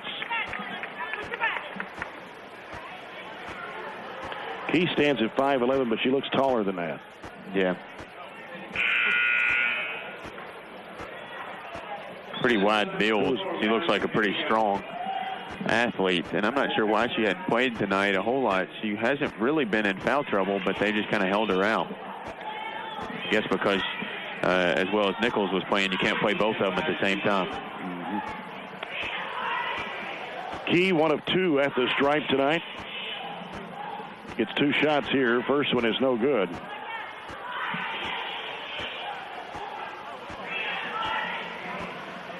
So she'll get one more.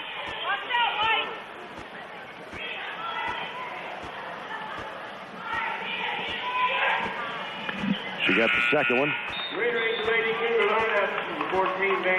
Van Zant and Alvis returning to Logan County lineup. 20-point lead for the Trojanettes, 47-27. We're down to 3:33 to play. As Logan County pressures the basketball. Pass comes up court to Hammer. Across it goes to Pointer. She'll pull up, lost the handle as Bush tried to grab it there, but taken by Logan County. Trying to work the baseline. They give it back out around the top of the key over the left side to Van Zant. They go down low to Key. No. Rebound taken by Bailey Pettigo. Mallory Pettigo over to Hammer. Back out to Mallory Pettigo with 3 minutes to play. Leaves it out there with Bailey Pettigo. A little weave going on, and Hammer is going to be fouled. A reach in on 15, I believe it is. Alvis, her fourth. Team's 8.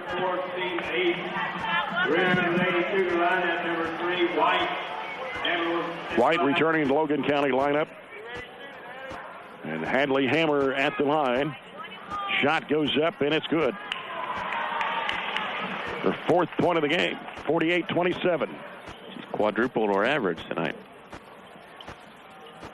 One more for Hammer. And that one's too strong. Rebound to Key. Guess her shoulder and wrist look okay, though. That's a good sign. Ball comes out to Van Zant. Shot goes up, no good. Rebound to Mallory Pettigo. Bailey Pettigo over to Pointer. Spots up. 3 ball in the air. No good. And Hammer tried to go for the offensive rebound. She's going to be fouled by Key. Chance to get her a couple more free throws. Only scored 7 this quarter. Been a fairly mild quarter. Had 15 in the third, 17 in the second, but bookend by 2 quarters where we just haven't scored a whole lot. Mackenzie England comes in for Bailey Pettigo with 2:34 remaining. Barren County up by 21. Hammer for one of the bonus. Shot goes up. It's good.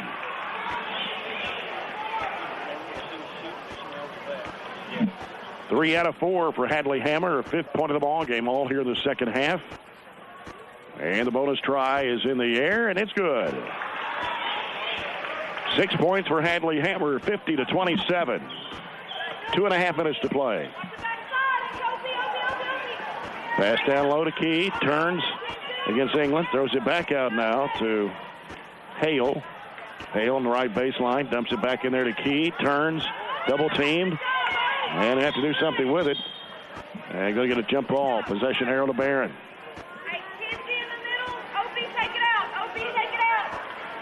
2:14 remaining. Barren County's basketball. Full court pressure applied by Logan County.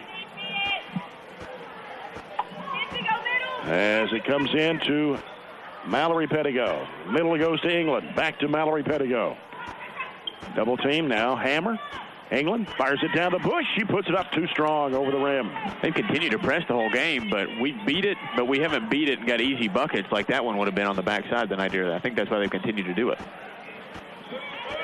Logan County with the basketball. Hale brings it out with 1:48 to play.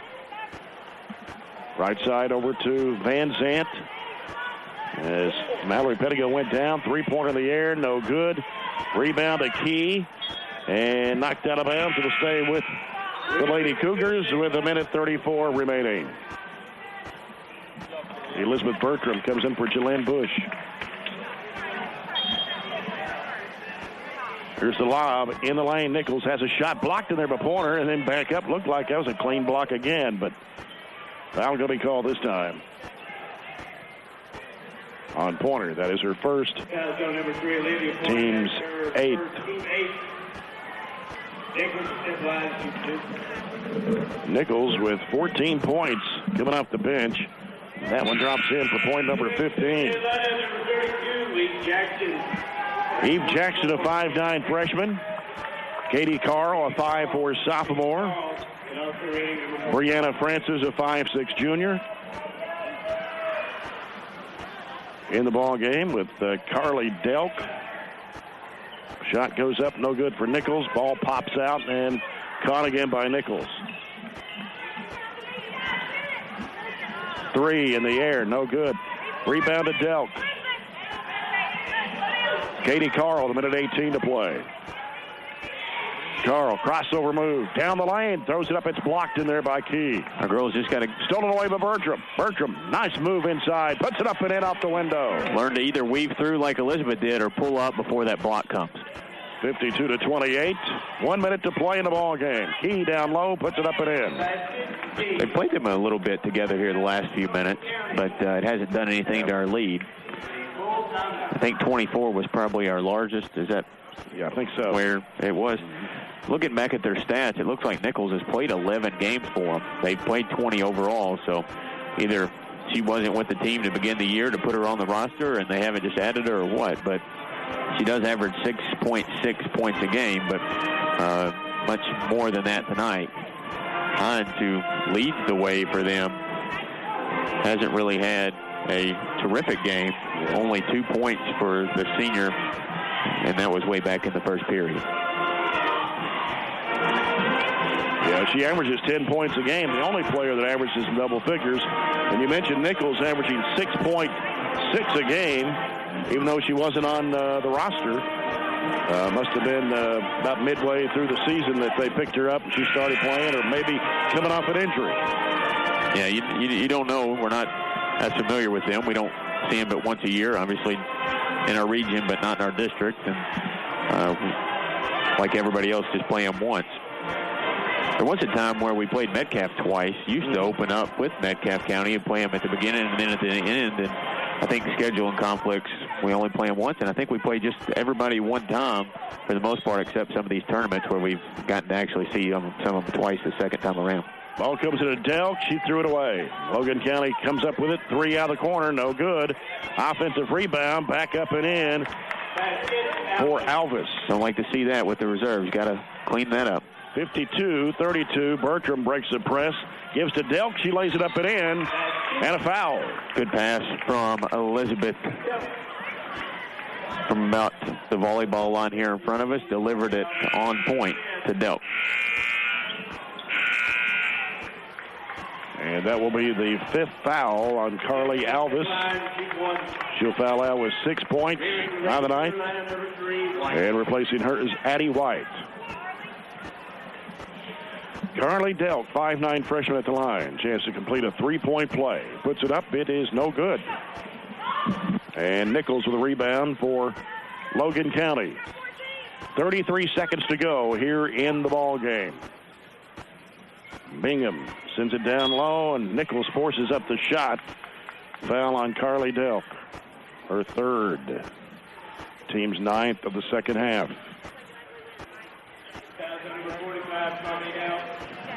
So 2 shots for Kennedy Nichols. 7 out of 9 at the charity stripe. Puts it up and in. 54-33. 16 points for Nichols. Make it 17. It's probably a career high, averaging 6.6 a game. Yeah, it's close anyway. 54-34. Here's a pass deflected on a double team.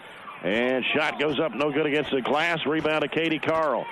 Barren County's got the numbers, but oh, what a pass. A turnaround 360 trying to go to Delk. And a foul going to be called. And she should have delivered it way, way, way earlier. Had the only defender was on her, and we had 2 running. And she just kind of tossed it and got lucky that it went through to Delk. Delk got the line. Free throw is up, and it's good. Mentioned at halftime it wasn't pretty. Well, it didn't get any prettier here in the second half, but I think any day you'll take an ugly 21-point win, right? Mm-hmm.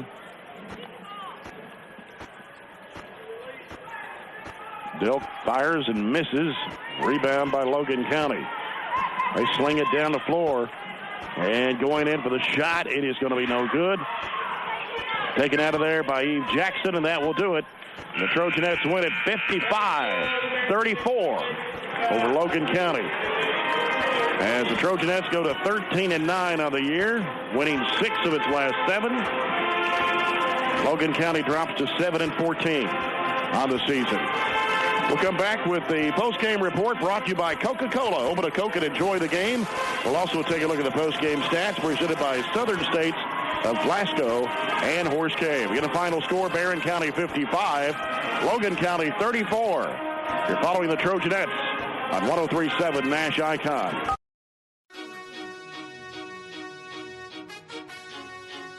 Trojan Thread School Spirit Store is the #1 place to find any and all things BCHS, with a wide selection of clothes including hoodies, t-shirts, long-sleeve shirts, and polos, to everyday items including pens, pencils, notebooks, and stickers, to jewelry including earrings, necklaces, bracelets, and wristbands. So stop by the Trojan Thread Store any weekday from 8 a.m. to 11 a.m. or during any home varsity basketball game. The Trojan Thread School Spirit Store, keeping Barren County in style.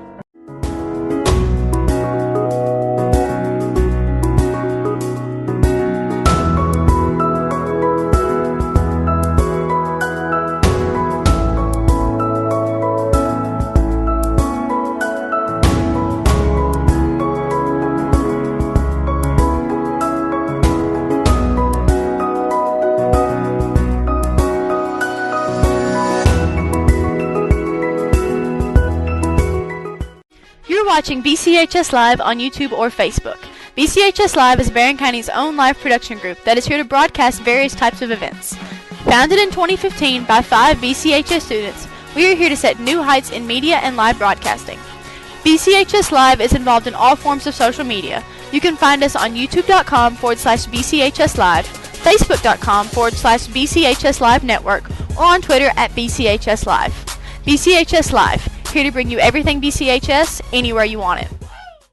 The Barren County High School Future Business Leaders of America Club is one of the most largest and thriving clubs at Barren County High. With regional, state, and national competitions to look forward to, students are able to capitalize on every and any aspect of business in the modern world. With competitions centered around technology, writing, speech, and media, among others, any club member is bound to find a path to excel upon. So for their great infusement of technology and business, the FBLA Club has been awarded the January Club Spotlight by BCHS Live.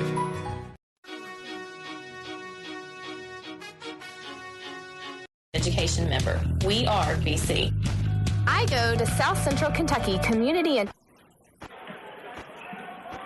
Back here in Barren County, Trojanettes win tonight 55-34 over Logan County to go to 13-9 on the year. Logan County falls to 7-14.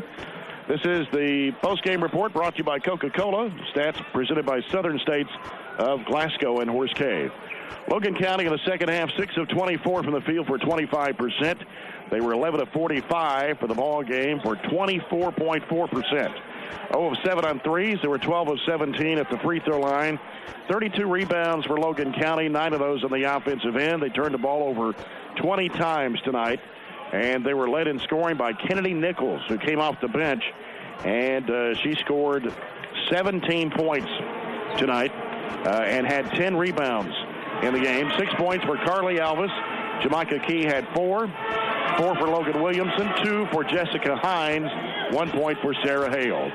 Barren County in the second half shoots 9 of 24 from the field, 37.5%. 18 of 56 for the ball game for 32.1. 1 of 5 on threes, 18 of 26 at the foul line for 69.2%. Trojanettes had 35 rebounds, 3 more than Logan County. 15 of those were the offensive end, and they turned the ball over 14 times tonight. There were 2 players in double figures. Elizabeth Bertram had 14. 10 for Jalen Bush coming off the bench. 8 points and 6 rebounds for Bailey Pettigo. 5 points, 7 rebounds for Mackenzie England. 6 points for Hadley Hammer tonight. 5 points, 5 rebounds for Olivia Pointer.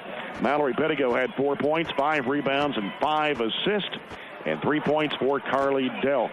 Points off turnovers, Trojanettes was 16. Logan County was 7. And 12-3 second chance points, Trojanettes. Bench points, 27 for Barren, 23 for Logan County. Trojanettes led 9-5 at the end of the first quarter. 26-14 at halftime, 41-22 after 3, 55-34 final score. Coach Piper Lindsay joins me now. Coach, we didn't make it to that 60 mark tonight, but hey, we went by 21. No, I think we tried to, in the first 2 minutes of the basketball game, we wanted to try to score 60 points. Man, I'll take that wasn't very pretty, but I'll take it. That's what I told the girls in the locker room, and I want them to understand that I'm just not satisfied yet. You know, I'm pleased with what we're doing and how we've been getting better, but we've got to keep getting better. We can't be finished, and we can't stop right now. But again, the girls handled the adversity. Obviously, it was a very physical game, and I felt like we handled that okay. We did get frustrated, I think, early, but again, I think we overcame that obviously, and we're able to put some baskets in there. Well, you out-rebound them 35-32, and 15 of those were offensive rebounds, and we scored 12 points off those offensive rebounds. That's good. We're finally getting in there and digging, and I think having a little meanness in us. So I know we were really nice at the beginning of the year, and I feel like that is something positive. We just are too nice to each other, and we've been in practice. I think they've been a little bit more competitive, which is good. We've just got to keep getting better. We had 14 turnovers tonight. Of course, they had 20 turnovers in the game, and of course that led to 16 points off of their 20 turnovers. Hey, that's good. I think that our defense has really been really good here lately. Of course, to hold a team to 34 points, and obviously they didn't shoot very well. I think that that's big. We always can depend on our defense. Now we just got to get the other side of the court more in sync. Yep. Had two players in double figures. Bertram had 14, and Jalen Bush came off the bench, had 10 points and 4 rebounds for you tonight. Hey, Jalen was big minutes. I know Kenzie got in foul trouble, and Jalen went in there and did a good job. She did great with the physicality. I know that sometimes in the past she has feared that, I think, and now she's overcoming that. I think to get that out of her in a varsity game and get that experience against a team like this, as big as they are, and like I said, as strong as they are, proud of Jalen. Well, now you've won 6 of your last 7. You go to 13-9 in a big game coming up Friday night over Crosstown, Glasgow. Yeah, it is a big game. Girls are excited about it, so we talked about, we've got to clean up these little things right now and take care of the basketball and be patient on offense. I think if we do those things, I'm really excited for the outcome. And you played them really tough here, only losing by 6 points, and a win over there would put you in that number 3 spot, possibly playing Glasgow in the district tournament. That's right. Again, we're just trying to get better every day, and we're excited about Friday, and just real positive. First of 3 this week, again. You're right. We still got 2 more. That's right. Glasgow is the big game on Friday night, and look forward to that. Coach, congratulations to you. All right. Thanks, Jay. Coach Piper Lindsay of the Trojanettes winning here tonight 55-34 over Logan County. And Coach Piper Lindsay's comments brought to you by McDonald's, now serving breakfast all day, every day. We're going to come back, get set for the Trojans and the Cougars in Game 2 of our doubleheader. Again, the final score tonight, Barren County Trojanettes 55, Logan County 34. You're following the Trojanettes on 103.7 Nash Icon.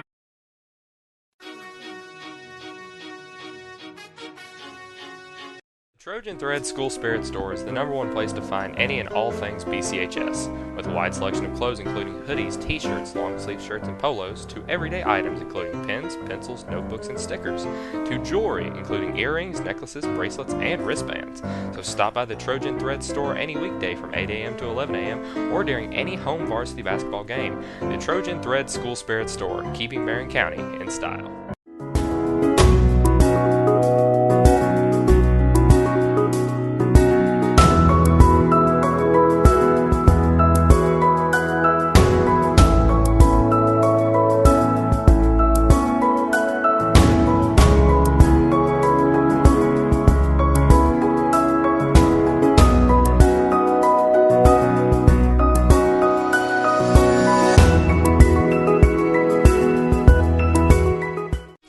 Watching BCHS Live on YouTube or Facebook. BCHS Live is Barren County's own live production group that is here to broadcast various types of events. Founded in 2015 by 5 BCHS students, we are here to set new heights in media and live broadcasting. BCHS Live is involved in all forms of social media. You can find us on youtube.com/BCHS Live, facebook.com/BCHS Live Network, or on Twitter @BCHS Live. BCHS Live, here to bring you everything BCHS anywhere you want it. The Barren County High School Future Business Leaders of America Club is one of the most largest and thriving clubs at Barren County High. With regional, state, and national competitions to look forward to, students are able to capitalize on every and any aspect of business in the modern world. With competitions centered around technology, writing, speech, and media, among others, any club member is bound to find a path to excel upon. So for their great infusement of technology and business, the FBLA Club has been awarded the January Club Spotlight by BCHS Live. Trojan Thread School Spirit Store is the #1 place to find any and all things BCHS, with a wide selection of clothes including hoodies, t-shirts, long-sleeve shirts, and polos, to everyday items including pens, pencils, notebooks, and stickers. The Trojan Thread School Spirit Store is the #1 place to find any and all things BCHS, with a wide selection of clothes including hoodies, t-shirts, long-sleeve shirts, and polos, to everyday items including pens, pencils, notebooks, and stickers, to jewelry including earrings, necklaces, bracelets, and wristbands. So stop by the Trojan Thread Store any weekday from 8 a.m. to 11 a.m. or during any home varsity basketball game. The Trojan Thread School Spirit Store, keeping Barren County in style.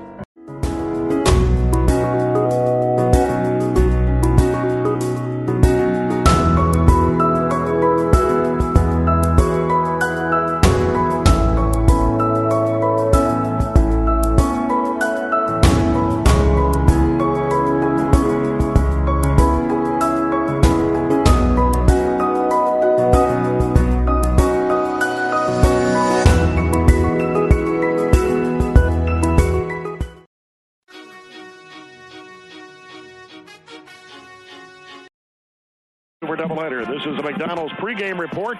I'm loving it. The new store in Glasgow is open. Logan County under Lonnie Mason comes in at 4-15. They have 2 losses the last 2 games. Franklin Simpson 63-50 on Friday and lost to Clarksville, Tennessee Northeast on Saturday 52-43. They've lost 10 in a row, and they are 1-4 in the 13th district. Franklin Simpson's 4-0. Russellville is 3-1. Logan County going to have a hard time getting out of that 13th district when you got to battle Franklin Simpson and Russellville. They're ranked 10th in the Lady-Cougars ratings today in the 4th region and number 12 in the Dave Cantrell ratings. Barren County has won the last 5 games against Logan County. Last year, 79-46.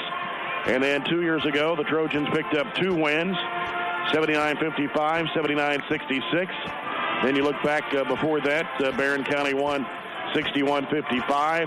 Logan County's only winning season out of the last 4 under Lonnie Mason was 19-9 2 years ago.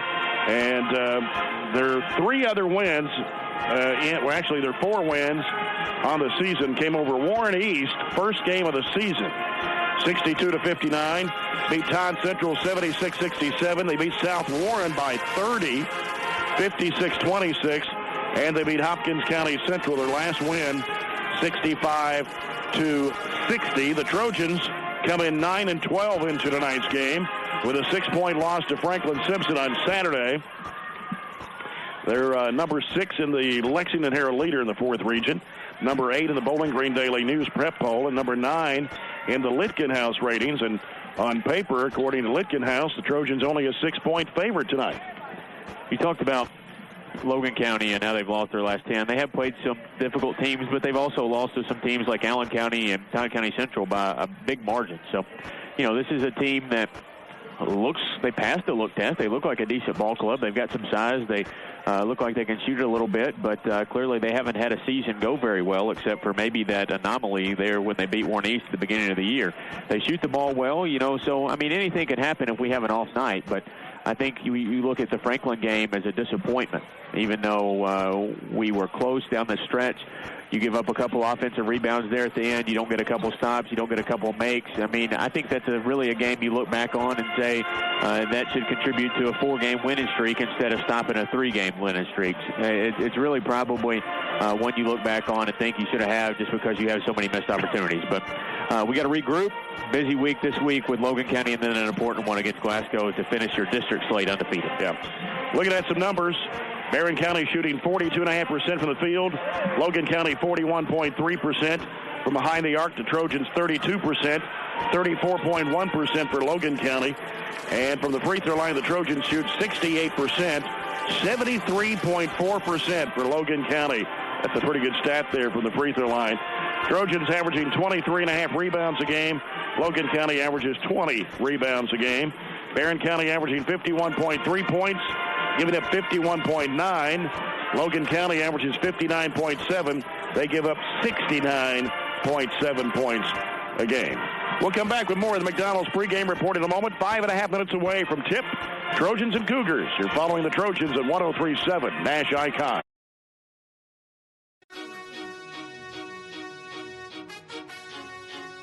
Trojan Thread School Spirit Store is the #1 place to find any and all things BCHS, with a wide selection of clothes including hoodies, t-shirts, long-sleeve shirts, and polos, to everyday items including pens, pencils, notebooks, and stickers, to jewelry including earrings, necklaces, bracelets, and wristbands.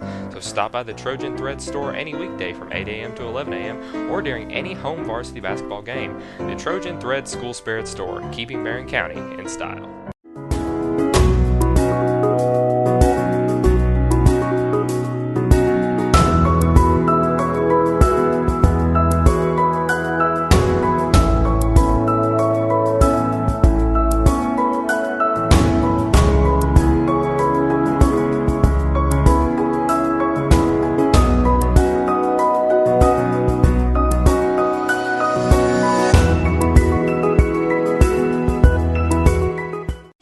Watching BCHS Live on YouTube or Facebook. BCHS Live is Barren County's own live production group that is here to broadcast various types of events. Founded in 2015 by 5 BCHS students, we are here to set new heights in media and live broadcasting. BCHS Live is involved in all forms of social media. You can find us on youtube.com/BCHS Live, facebook.com/BCHS Live Network, or on Twitter at BCHS Live. BCHS Live, here to bring you everything BCHS anywhere you want it. The Barren County High School Future Business Leaders of America Club is one of the most largest and thriving clubs at Barren County High. With regional, state, and national competitions to look forward to, students are able to capitalize on every and any aspect of business in the modern world. With competitions centered around technology, writing, speech, and media, among others, any club member is bound to find a path to excel upon. So for their great infusement of technology and business, the FBLA Club has been awarded the January Club Spotlight by BCHS Live.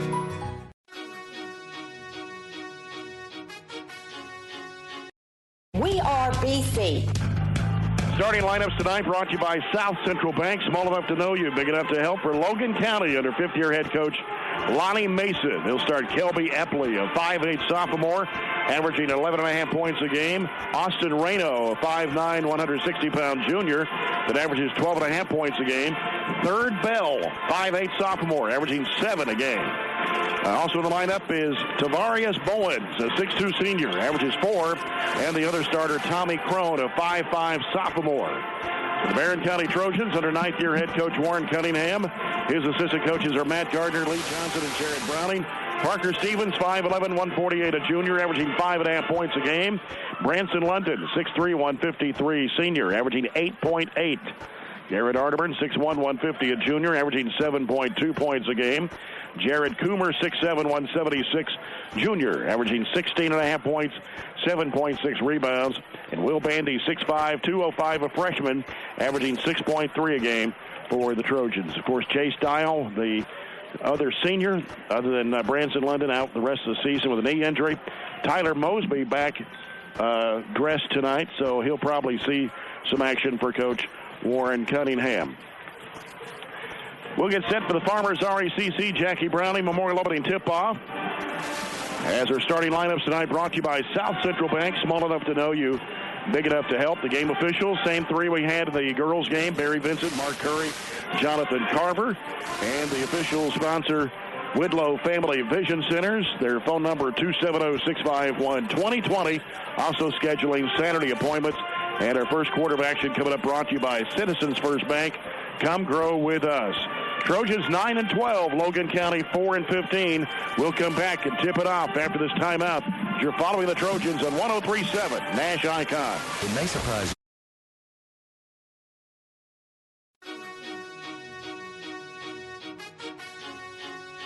Trojan Thread School Spirit Store is the #1 place to find any and all things BCHS, with a wide selection of clothes including hoodies, t-shirts, long-sleeve shirts, and polos, to everyday items including pens, pencils, notebooks, and stickers, to jewelry including earrings, necklaces, bracelets, and wristbands. So stop by the Trojan Thread Store any weekday from 8 a.m. to 11 a.m. or during any home varsity basketball game. The Trojan Thread School Spirit Store, keeping Barren County in style.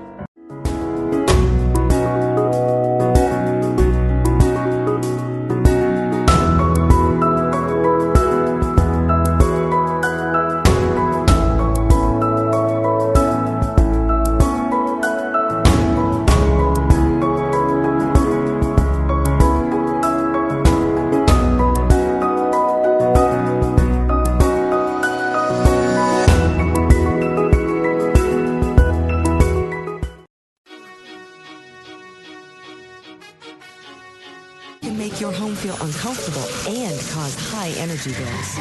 Farmers.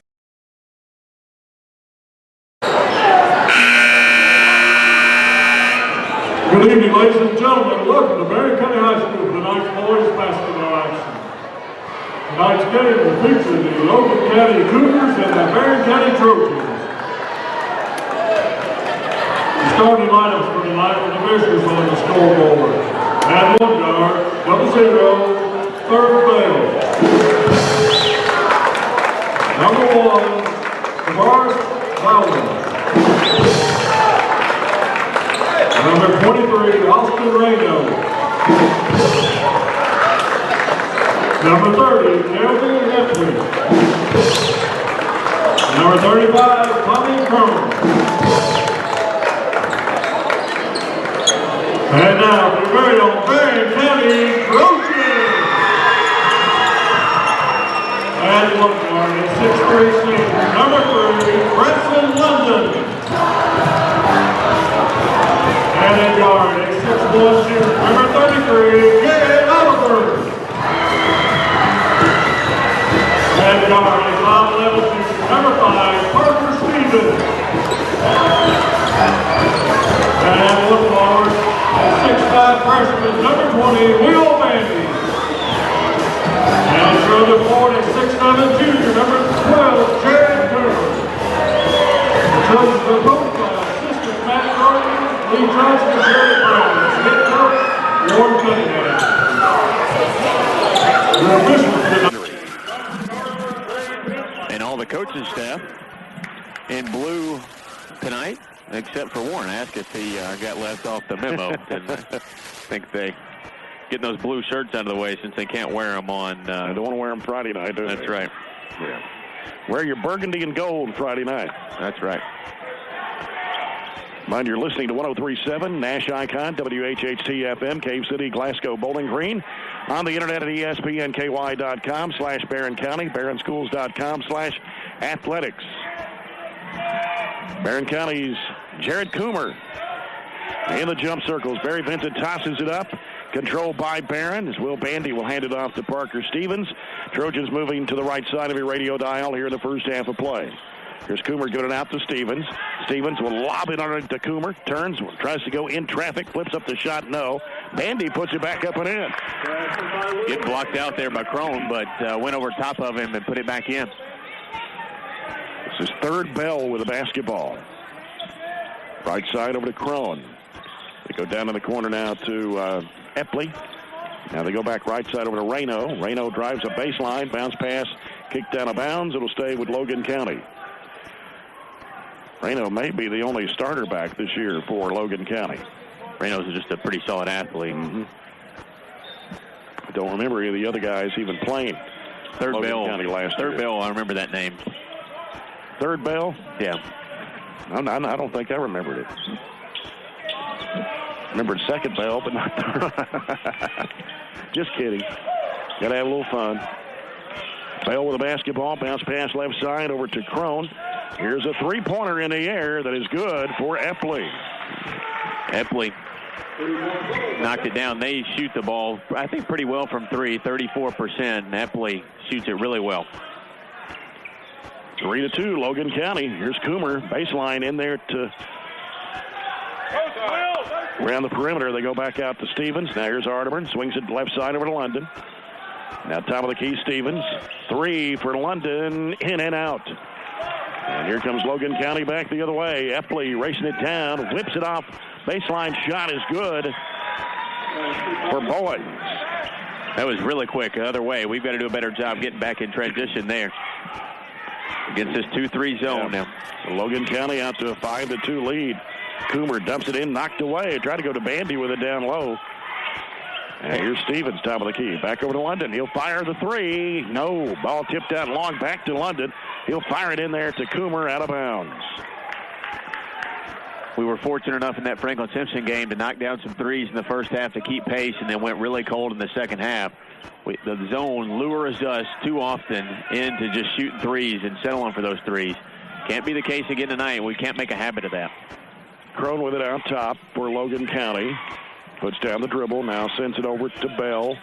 They go down in the corner to Reno on the right-hand side. Back out it comes to Bowens. Bowens now gives to Epley, who hit the 3 a little bit ago. And around the horn, they go to the right side, over to Crone. Crone now turns and looks and gives it over the left side now to Bowens. And now back out now to Bell. Back over to Crone. Out now to Epley. Epley will leave it out there with Reno. And now Bowens with it. Back to the left side. It comes to Crone. Has an open look at a 3. Doesn't take it, though. Giving it back out now to Bell. Bell working left. They give it off to Reno and down to the corner once again to Bowens. Here's a 3 by Epley. It is no good this time. London with a rebound for Barren. Gets rid of it to Stevens. And now they'll set it up. 3 minutes gone here in the first quarter. Barren trailing 5-2. Arterburn straight away over to Stevens. Back over to Arterburn. Fires it down in there. Batted away loose. And here's Reno going to the rack. And he's going to be fouled by Stevens. His first, team's first. And going to get timeout called by Coach Warren Cunningham. Not real happy the way the Trojans are starting out here. 30-second timeout, 4:48 to go in the first. Logan County 5, Barren County 2. Haven't been an issue with the way we started, unless you go back to the Warren East game. You know, we played really well against Warren Central. The Warren East game, we had that lull. But on that little streak, we've been playing really good against Monroe, Ohio, and Allen County. We have not had really bad starts. Allen County, I thought it took us a little while to get going before we finally pulled off that 7-point victory down there on Friday night. But starts historically during that stretch that we had where we lost several in a row. I think it was 6 in a row that we lost, 5 in a row that we lost. But we just got to get going. There's no sense at this point when it's almost February that a coach has to call timeout and say, for nothing else, hey, let's get going. Reno at the line, 84.5% free throw shooter. Leading scorer on this ball club that averages 12.5 points a game. Shot goes up, and it's good. I know we mentioned it with the girls kind of looking ahead to Glasgow. Our boys could be doing the same thing, too. You know, this team and Glasgow have pretty much similar records. Actually, Glasgow probably has a worse record, but still can't look ahead. Yeah. Second shot missed. Coomer with a rebound. Drives it down to the corner. Now he's going to have to do something with it. Feeds it there to Bandy in a crowd. Goes up with a shot. He got fouled and got it to go in anyway. Yeah, lost it on the way up because he got hit on the arm and elbow. 6-4. Logan County leads it. Bell with a basketball. Giving it over the right side. Now to Reno. Reno fakes. Wants to drive. Back in the left corner. Here's Epley. Or excuse me, that is Crone. Back around the perimeter. Come back out top to Bowens. Now setting it up is Reno. Reno making a move on Stevens. Hands it off out there to Bell. Now Epley. Up the baseline. They kick it back out. Free throw line. Shot good for Crone. 8-4 Logan County. Arterburn with it on the right side. Giving it out to Stevens. 3:50 to play here in the first. Now Stevens straight away over to London. Back to Stevens. Logan County stays in that 2-3 zone defensively. Left side is London. Back to Stevens, top of the key. Back to London. In the corner to Coomer. He's going to let it go. It is no good. Rebound taken by Reno for Logan County. One-hand pass left side to Epley. He'll hand it back out there. Intended for Reno. He had to go chase it down with 3:23 to play in the first. Straight away over to Bell. They give it to Epley. Epley dribbles across the key. Hands it off out there to Bowens. Now Bell with it on the right side. Bell directing traffic. Now coming out to get it is Reno. They swing it back left side to Epley. They go inside there to Crone, trying to force up the shot. He did. Kind of scooped it up with the left hand. Kept from dragging that pivot foot. Just worked his way underneath the defense. 10-4 Logan County. Trouble with the zone. Only 4 points, 2 buckets so far. Both in the paint, though, by Bandy. London. Shot blocked. Ball poked out and chasing the backcourt by Arterburn. Here's Stevens. Bounce pass baseline. Coomer throws it back out to Stevens. Back to Coomer. Trying to drive, split the defenders. Had it, and we're going to get jump ball. Possession arrow to Logan County. So they reached in and tied it up on Coomer. Logan County definitely playing with more energy. than are the Trojans right now. Logan County only 4 wins this year. 4-15. Right side. They give it out to Epley. Over the left corner now. They give it to Bowens. And driving his Bell. He goes up with a shot. Going to get a foul. And it's on Stevens, and that's his second. Team second. Tyler Smith will come in after this first shot from third Bell, who shoots 83.3% of the line. They've got 3 guys that shoot 80+%. And the first one goes in for Bell. Landon Key also checking into the Trojan lineup, 5'11" sophomore. 11-4 Logan County. Second shot by Bell is good. 12-4 Cougars. 2:10 to play here in the opening quarter. Key, right side of London. Back to Key, swings it left to Coomer. And now Coomer will throw it back out to Key, right side over to London. London back to Key once again. Back over to London, or rather to Coomer. They go into Bandy, trying to work his way in. Can't go. Coomer cut off as well. Tries to force up a shot, and he's going to be fouled by, I believe, Reno. And that's his first, team's first of the basketball game. 2 shots for Jared Coomer. 75% shooter from the line. Gets 2 tosses here. First one, good. Brandon Reed and Tyler Mosby check into the Trojan lineup. Reed, a 5'11" junior. Mosby, a 6-foot junior. Ethan Smock is in the ball game for Logan County. Second shot good for Coomer.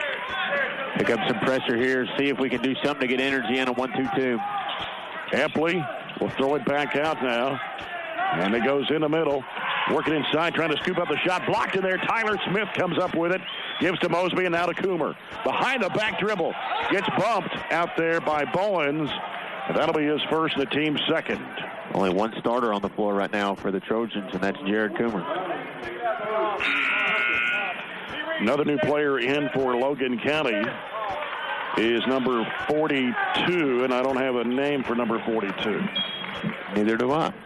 Another will have to. Here's a lob into Coomer. He grabs it, turns, falls away from the basket. It's no good. Batted up in the air, pulled down. Reed's got it, gives to Coomer on the right side. Bounce pass off to Reed. Over it goes to Mosby. Mosby drives in, throws it up in the lane. Got it. Had to work awful hard for that third bucket of the game for us. 12-8 the score. Down a minute 12 to play. First quarter. Logan County in a trap. They get rid of the basketball on the right side. They go down in the corner to Smock. Back out it comes to Bell. Back inside. They lose the handle. It's taken by Landon Key. Key will work it up court. Right or left side it goes to Reed. He'll fire it up for 3. It's way short. And they're going to get a foul as Reed goes to the deck. Foul is on 35. Yes. And that is Crone, his first, team's third. Hey, it's after the shot, though.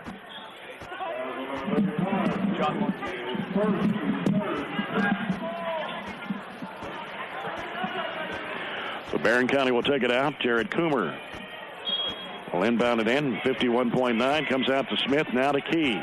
Back over to Coomer. Out of the corner for 3. It's no good.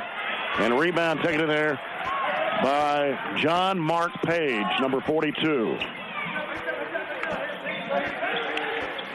12-8 the score. They give it out to Epley, and now Bell will handle the basketball against Brandon Reed. They come out to set a screen for him. He'll leave it off right side in there to Smock. He puts it up and in. 14-8 Logan County. 19 seconds to play here in the opening quarter. Landon Key with a basketball for the Trojans. Over to Coomer. Stops back to Key. Right side Reed. Back to Key. Had it smacked out of his hands. Loose ball at midcourt. Diving for it. And we get a whistle and a kick ball. And it's going to be Logan County's basketball, they say, with 3.5 seconds to play. I mean, he's doing all he could to keep it away from Logan County and just intentionally kick the ball away from his reach. At least we get a stoppage and they don't get a run out. Ball comes into Bell. Epley will fire up a 3 at the horn. Hits the backboard. That's the end of the first quarter. Logan County 14, Barren County 8. Come back with the second quarter after this timeout. You're following the Trojans on 103.7 Nash Icon. Trojan Thread School Spirit Store is the #1 place to find any and all things BCHS, with a wide selection of clothes including hoodies, t-shirts, long-sleeve shirts, and polos, to everyday items including pens, pencils, notebooks, and stickers, to jewelry including earrings, necklaces, bracelets, and wristbands. So stop by the Trojan Thread Store any weekday from 8 a.m. to 11 a.m. or during any home varsity basketball game. The Trojan Thread School Spirit Store, keeping Barren County in style.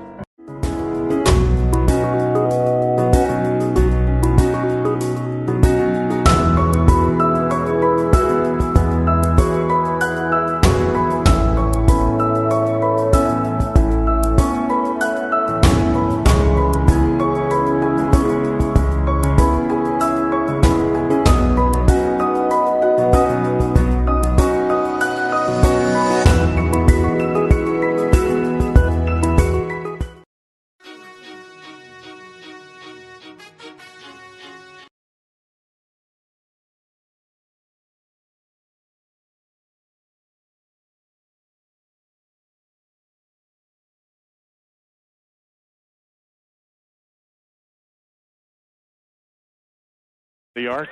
Trojans had 7 rebounds. Logan County with 3. Trojans with 3 turnovers. Logan County only had 1 in that first quarter. Key over to Mosby on the left side. Back out to Key. Sends it off to Reed. Back out now to Key. He'll throw it over to Coomer. Fakes a 3. Drives. Cut off at the baseline. Back out to Mosby. He gives to Key. Back in the corner now to Coomer. Coomer back to Key. He'll fire for 3. Got it! Need something to get us going. We didn't hit 3 in the first quarter, 0-4. And that's a People's Bank 3-point shot for Landon Key. Back to the 1-2-2. Trojans trapping the basketball, in trouble. Stepped out of bounds. That was Michael Hampton that stepped out of bounds. 5'10" junior that checked in for Coach Lonnie Mason. Got him in a very good position where he couldn't get out our length. Didn't let him around the trap. 14-11, Logan County. Now a chance here for the Trojans to tie it on a 3-point shot. Yeah, we'll try that right here. London, left side over to Coomer. Skip pass right corner to Key. He'll throw it out to London. Swings it left over to Coomer. Coomer now curls out. We'll bring it back out front. Gives it to London. Ran a play for a 3 over here. They're Landon to get his second 3 in a row, but we couldn't hold the screen. Coomer on the left wing. Back to London out top. Bounce pass back left side. Coomer dumps it down to Mosby. Throws it back out to London. Straight away with a 3. Bang! Worked it around even though that initial play didn't work. Got us another one. The People's Bank 3-point shot ties the game at 14. 6:35 to go second quarter. Little energy now, right? Yep. We go down low to Page. Back out to Hampton. Hampton pulls up 15. No good. Smith with a rebound. Tried to dish it off there to Coomer. And apparently lost it out of bounds.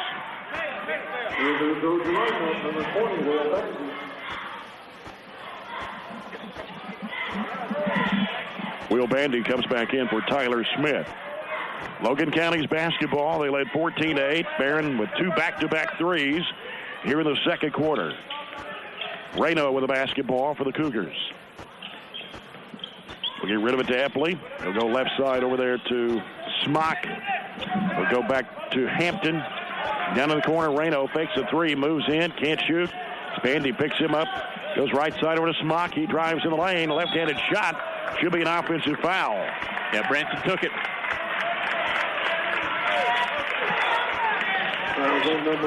So Smock picks up his first. That'll be the 4th one on the Cougars here in the first half. Nick Wooden, 5'11" junior, checks into the Logan County lineup, number 20. And London will bring it up for Barren. Dribbles off to the left side, gives it out to Coomer, gets a screen from Bandy, leaves it out there with Key on the right wing. Cross-court pass, London lets it go for a 3. Good. Rebound in there by Logan County. Going to get a foul on Tyler Mosby. That'll be his first, team's 3rd.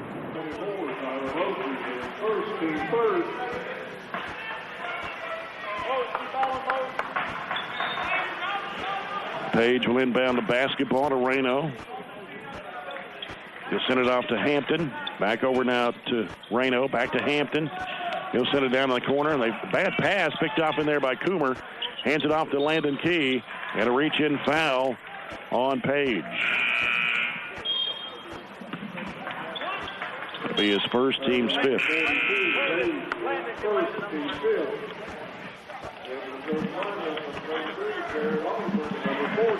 Fought all the way back. It was the largest lead, I think, for Logan County was 8. We've used a lot of energy to get back. Now we have to use some more energy to create some separation here with some buckets. Coomer with it right side in the corner to Bandy. Out to London. Swings it left to Arterburn. Back out to London. Back to Arterburn. He'll dribble, pull up with a 17-footer. Good. It's a good shot in rhythm there for the passed up the 3 and then got a better look at it, too. So the Trojans take a 16-14 lead. 8-0 run here in the second quarter. Reno bounce pass around the left side. And Coomer went to the deck. Here's Reno. Whips it down in there. Broke it up by Smith. Coomer's got it for the Trojans. Coomer sends it off in the corner. London 3. No good. Smith with a rebound. Puts it back in. He gets his hands anywhere near an offensive rebound. You saw the other night at Allen County. He's going to grab it. That time he was able to convert and extend the run and now the lead for the Trojans as Coach Mason wants a 30-second timeout. A 10-0 run by Barren County after trailing 14-8 at the end of the first. Come back with 10 straight. 2 threes, one from London, one from Landon Key. 2 baskets, one from Arterburn and Tyler Smith. It's been a pretty good quarter for us, not halfway through it, as we went to the 1-2-2 and injected some energy. Second quarter sponsored by A.F. Crow and Son Funeral Home, reminding everyone, please don't text and drive. Update on Glasgow, LaRue County. LaRue County leads Glasgow at halftime 32-16. That game up in Hodgenville.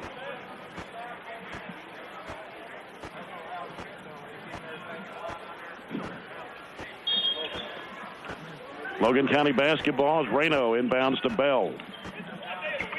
On the near side is Wooden. He's in a trap, splits the defenders.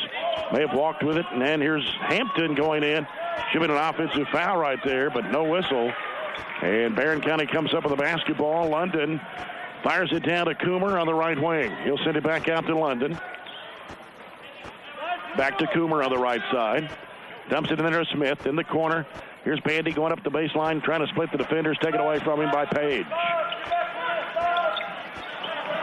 Right side is Bell. They give it to Hampton. Reno, left side over to Wooden.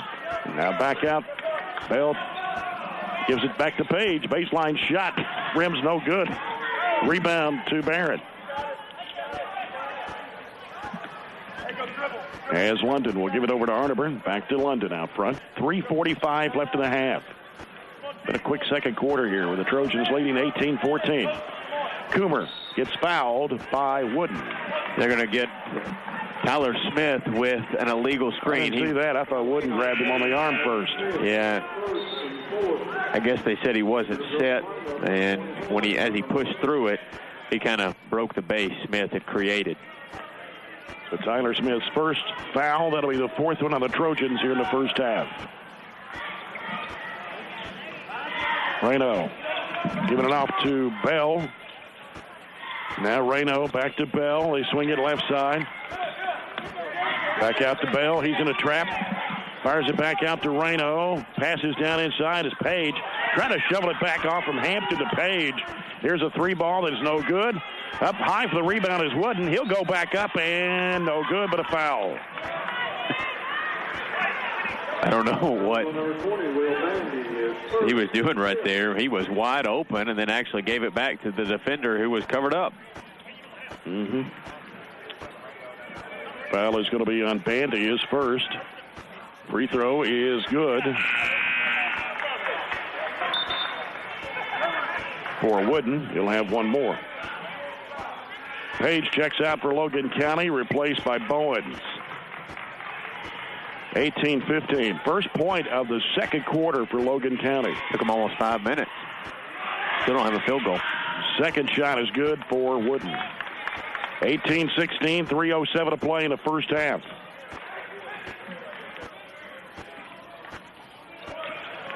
London with the basketball, gives it over to Coomer. Back out now to London. They still haven't got it's kind of like a tandem is what they do, and then they drop back into the 2-3. Mandy in a crowd, pump fake, puts it up, no good off the glass.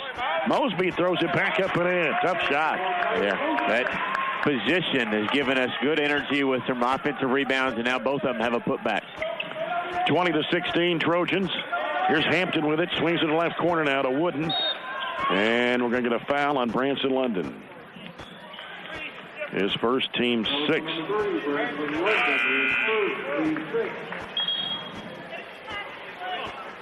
And Landon Key checks back into the Trojan lineup for Will Bandy. Crone back in for Logan County. And here's Bell, bounce it off to Rayno out front, back to Bell. Swings in the corner now to down low. They go back out. Rayno for 3. In and out.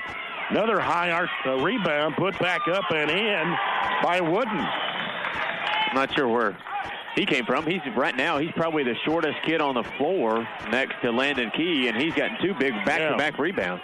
20-18. London with it on the left side as we come down to 2 minutes to play here in the first half.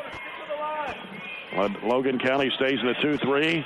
They go into Coomer to high post right as they come in there and try to tie it up. Arterburn loops it over to London, fakes a 3. Bounce pass there to Mosby. Throws it back out to Arterburn, open for the 3 ball. It's good.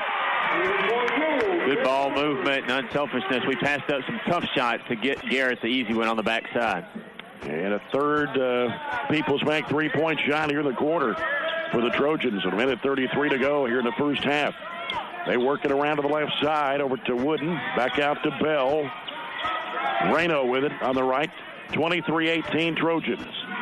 Here's Bell, giving it over to Wooden.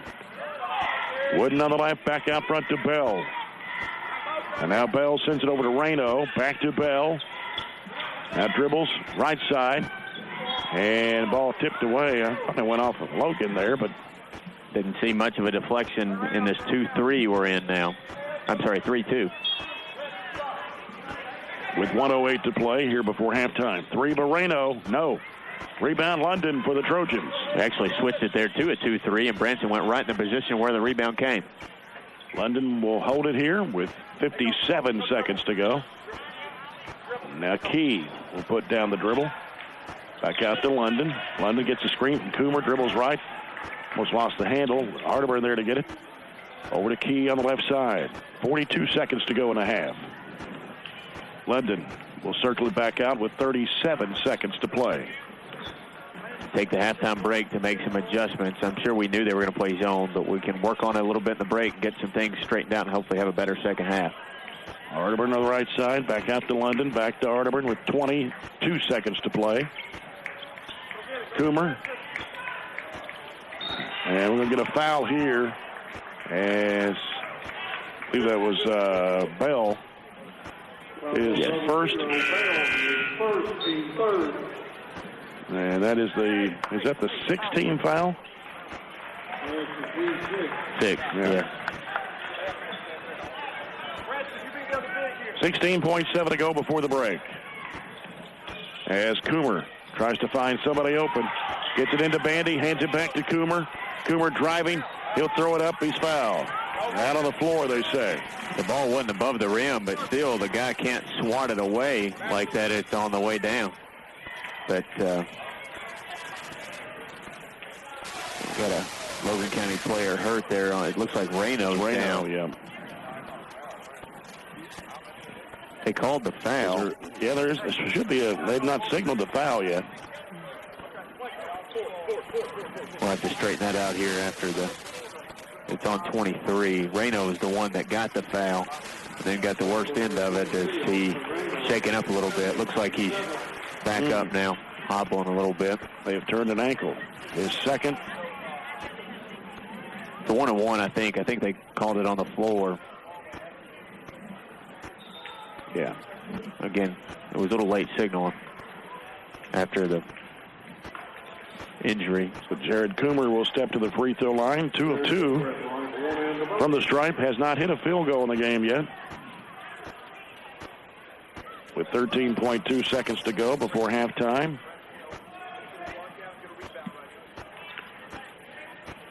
Jared Coomer puts it up and in. 13.2 is plenty of time for them to spoil our little run we've gone on here in the second quarter. Kind of like Franklin did, ended it with a 3 before halftime. We got to make sure we play good 13.2 worth of solid defense. Misses the second one, and we're going to get a foul on the rebound. Get it on Bandy, and that'll take them to the other end to shoot the 1 in the bonus. That'll be 2 on Will Bandy. Well, Stevens has been on the bench for quite some time with 2 fouls. Picked him up really early, didn't he? Mm-hmm. And Logan County, that'll be Crone going to the free throw line to shoot the 1 in bonus with 12.6 seconds to play.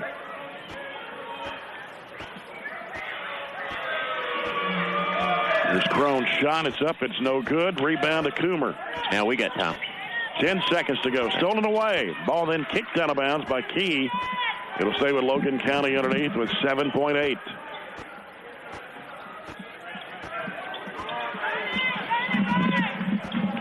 Smock will toss it in. Smock looking, sends it out now to Bowens. He may have got away from the walk. Yeah, backwards. 2 seconds, 1. Here's the 3 in the air. That is no good. That ends the first half. Barren County leads it here at the break, 24-18, as they outscore the Cougars 16-4 in the second quarter. We'll come back with a halftime report brought to you by Zaxby's. After this timeout, you're following the Trojans on 103.7 Nash Icon.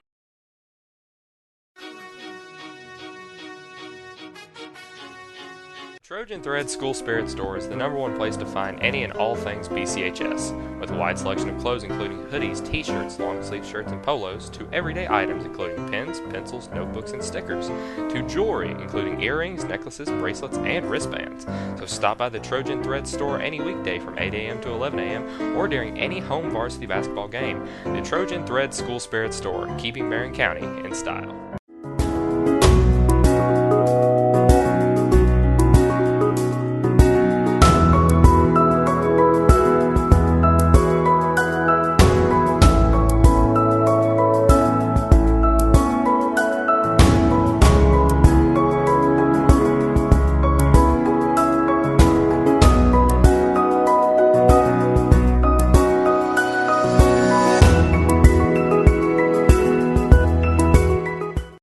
Watching BCHS Live on YouTube or Facebook. BCHS Live is Barren County's own live production group that is here to broadcast various types of events. Founded in 2015 by 5 BCHS students, we are here to set new heights in media and live broadcasting. BCHS Live is involved in all forms of social media. You can find us on youtube.com/BCHS Live, facebook.com/BCHS Live Network, or on Twitter at BCHS Live. BCHS Live, here to bring you everything BCHS anywhere you want it. The Barren County High School Future Business Leaders of America Club is one of the most largest and thriving clubs at Barren County High. With regional, state, and national competitions to look forward to, students are able to capitalize on every and any aspect of business in the modern world. With competitions centered around technology, writing, speech, and media, among others, any club member is bound to find a path to excel upon. So for their great infusement of technology and business, the FBLA Club has been awarded the January Club Spotlight by BCHS Live. Board of Education member. We are BC. It is halftime here at Barren County High. The Trojans leading Logan County 24-18. Logan County led 14-8 at the end of the first quarter. Trojans come back in the second quarter and outscore the Cougars 16-4. Looking at the halftime stats brought to you by Zaxby's. Proud sponsor, Barren County High basketball. Come by Zaxby's on Happy Valley Road before or after the game. Logan County 6 of 16 in the first half for 37.5%. They were 1 of 7 on three-pointers, 5 of 7 from the free throw line. They had 6 rebounds in the first half and 5 turnovers. Kelby Epley with three-pointer in the first half. Austin Reno scores 1. Third Bell has 2 off 2 of 2 at the line. Ethan Smock scores 2 points. Travarius Bowens also with 2 points. Tommy Crone with 4. Nick Wooden with 4 in the first half. Trojans were 9 of 19 from the field in the first half, 47.4%. Barren County hit 3 3 3-pointers in the first half out of 9 attempts. Trojans were 3 of 4 from the foul line. They had 14 rebounds in the first half, 6 of those on the offensive end. Turned the ball over 6 times in the first half. So they out-rebound Logan County 14-6 in the first half. Scoring for Barren County, Branson London with a 3. Garrett Hardeman with 5. Jared Coomer, 3 of 4 from the free throw line, has not hit a field goal in the first half. Will Bandy with a couple of field goals for 4. Tyler Mosby also with 4 points. Tyler Smith with 2. Landon Key knocked down a 3-point shot. Brandon Reed saw action, failed to score. Parker Stevens, who only played a little over 5.5 minutes, did not score in the first half. He picked up 2 fouls early. Points off turnovers, Barren County with 7. The Cougars with 5. Trojans has 6 points to paint. Cougars have 4. Second chance points 8-4 Barren, and bench points 9-6 Trojans. So right now the Trojans with a 6-point lead, 24-18. I guess one stat is that Trojans have out-rebounded the Cougars 14-6, and 6 of those offensive rebounds. Yeah, converted on 4 out of those 6 offensive rebounds. Tyler Smith, Tyler Mosby both doing a good job down there, battling hard for us. Overall, we shot the ball pretty well in the first half and made some threes at some key times. Probably would like to shoot the ball a little better behind the arc, but we settled down. We got better shots than just those threes that we were starting to take. I think that's just the kind of initial panic that sets in when we see a zone. Oh, that 3 a couple of steps behind the arc, it's open, so let's shoot it. And we do have good shooters. We just kind of have to find our groove, settle down, and make sure you get good threes inside out on rotation where the defense hadn't rotated. And overall, it was kind of a tale of 2 quarters. They got us the first quarter, and we got them the second. We just got them a little better, outscoring them by 12 there in the second to get that 6-point lead. So we've settled down, work on some things, like I said there at right before the break, work on some things we can do against this zone. The little tandem look is more just drops back into a matchup 2-3 is the way they're playing it. And we've tried to run some sets. We haven't been real crisp with it. We tried to run a set to throw over top, and our post didn't hold the screen. Just some different things going on. Clean up, and this should be a half to work on things. Really, that's what Friday should be, but you never know when you toss the ball up in a rivalry game. I'm sure the kids will get a little bit more excited. Warren will have to call a timeout 3 minutes into the game to say, hey, let's go Friday night. But he did tonight, and they responded well. Got to keep responding to get us another W. Looking at the Coca-Cola scoreboard, after 3, LaRue County leads Glasgow 56-25. You're listening to the Zaxby's Halftime Report. Proud sponsor, Barren County High Basketball. Come by Zaxby's on Happy Valley Road before or after the game. And you got any other scores there? Christian County's ahead of Russellville 31-27. That's the end of the first quarter score. Oh, wow. Can you imagine how up and down that game is? Christian County rated in the top of the state, and Russellville holding their own with them after 1. I think they had 11 3-pointers between the 2 teams. Talk about shooting the lights out of it early, weren't they? Yeah. You missed the girls' game tonight. Barren County Trojanettes 55, Logan County 34. And, of course, we'll be at Glasgow Friday night for a girl-boy doubleheader. Girls game at 6, boys game to follow. Be out there at 5:45. Then Saturday, the Trojanettes will play host to Todd County Central here in a JV varsity doubleheader. JV at 4 o'clock. Varsity game about 5:15 or so. We'll have the broadcast of the varsity game Saturday about 5 o'clock. One other one, a girls score, Bowling Green, Allen County. Bowling Green ahead of Allen County 52-37 at the end of the third. Okay. All right, that's a look at the Coca-Cola scoreboard, and we'll come back with a second half, third quarter, sponsored by A.F. Crow & Son Funeral Home, as the Trojans lead here at halftime 24-18 over Logan County. You're following the Trojans on 103.7 Nash Icon. Trojan Thread School Spirit Store is the #1 place to find any and all things BCHS, with a wide selection of clothes including hoodies, t-shirts, long-sleeve shirts, and polos, to everyday items including pens, pencils, notebooks, and stickers, to jewelry including earrings, necklaces, bracelets, and wristbands. So stop by the Trojan Thread Store any weekday from 8 a.m. to 11 a.m. or during any home varsity basketball game. The Trojan Thread School Spirit Store, keeping Barren County in style.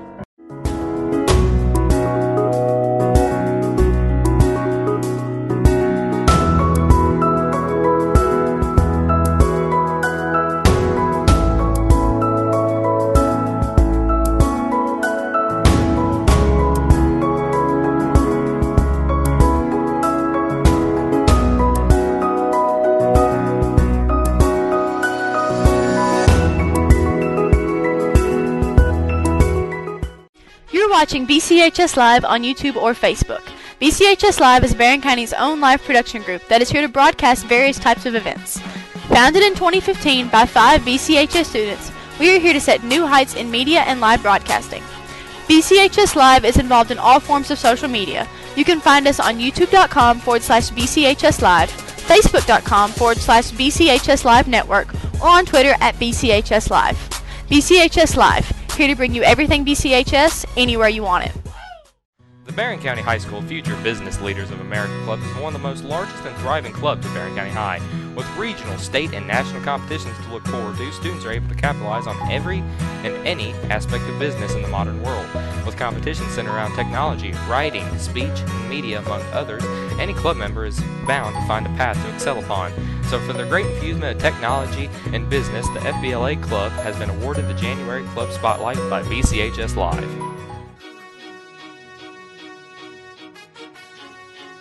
Barren County School Superintendent Bo Matthews. Go Trojans!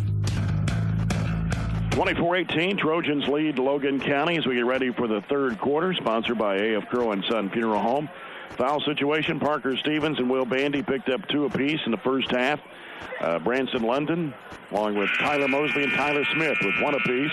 For Logan County, Austin Reno picked up 2, and he went out with an injury. I'm not sure if he is back over on the bench. Is he? I couldn't tell down to our right there. It's hard to see. I can't see either. I did see him go from the training room down to the locker room there at halftime, but I'm not sure where he is. All right.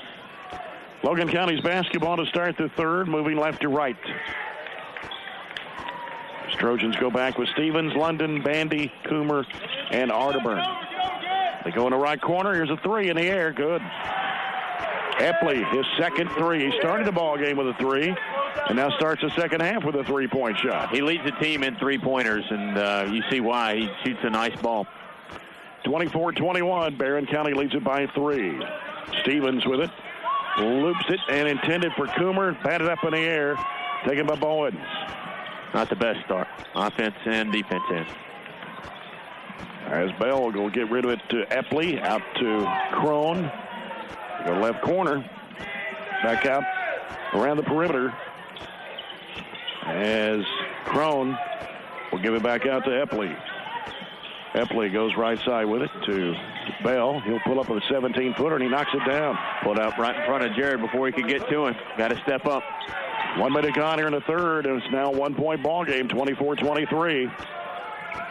5-0 run for Logan County in the first minute of the third quarter. Stevens, bounce pass over to Arterburn. Down to the corner goes to Bandy. Back to Stevens, right of the lane. Ball gets loose. Turnover by Barren again. That's a 15-footer we're open for. We don't need to drive into traffic. Parker's got to shoot it there. Cougars with it. Here's Epley, wants to drive against London. Shovels it in there. Ball picked off by Bandy. Behind the back dribble. He'll go to the basket, puts it up, missed it, tapped up, no good for Coomer. Ball goes out of bounds to Logan County. Still pretty move. Handles there in the open floor by the freshman. Got to do all that work and then didn't finish. Cougars with the basketball. They go over to Epley. Down in the corner to Bell. Back out to Crone. Right of the lane.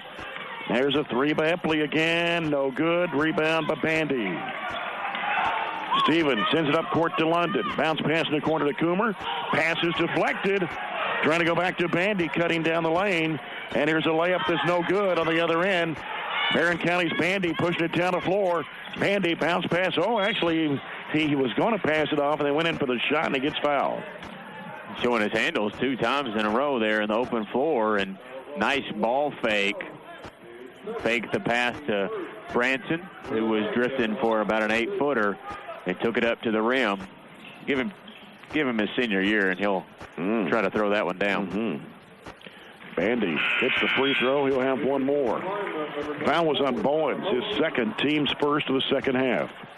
Tyler Mosby comes in for Jared Coomer. Bandy back at the free throw line.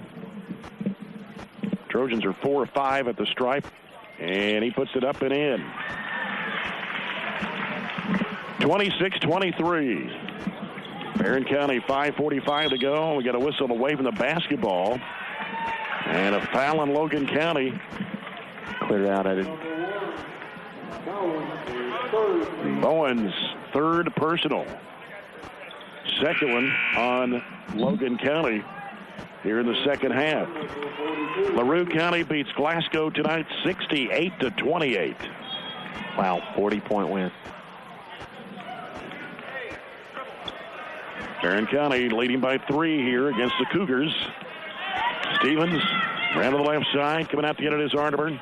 Gets a screen from Bandy, pulls up right elbow, got it. That's exactly what we need to do. When we clear space, we don't need to continue into traffic. And they stepped out of bounds, or actually inbounds, when they were trying to throw it in. They're throwing it in.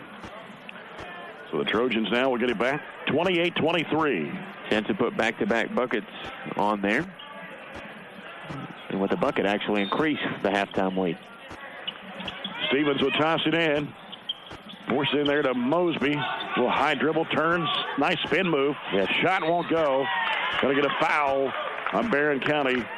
Will Bandy, that's going to be his third. Excellent move. Excellent move by Mosby. You know, Mosby and Smith play a very, very, you almost call them a Billy Jackson role. You know, without Billy Jackson, that team last year is nowhere near what they were. They come in, do their job, they do it well, and they know exactly what their role is. On bounce pass right comes to Epley. Epley dribbles across the key, got a whistle and a foul. And this one's going to be charged to Mosby, his second, team second of the half.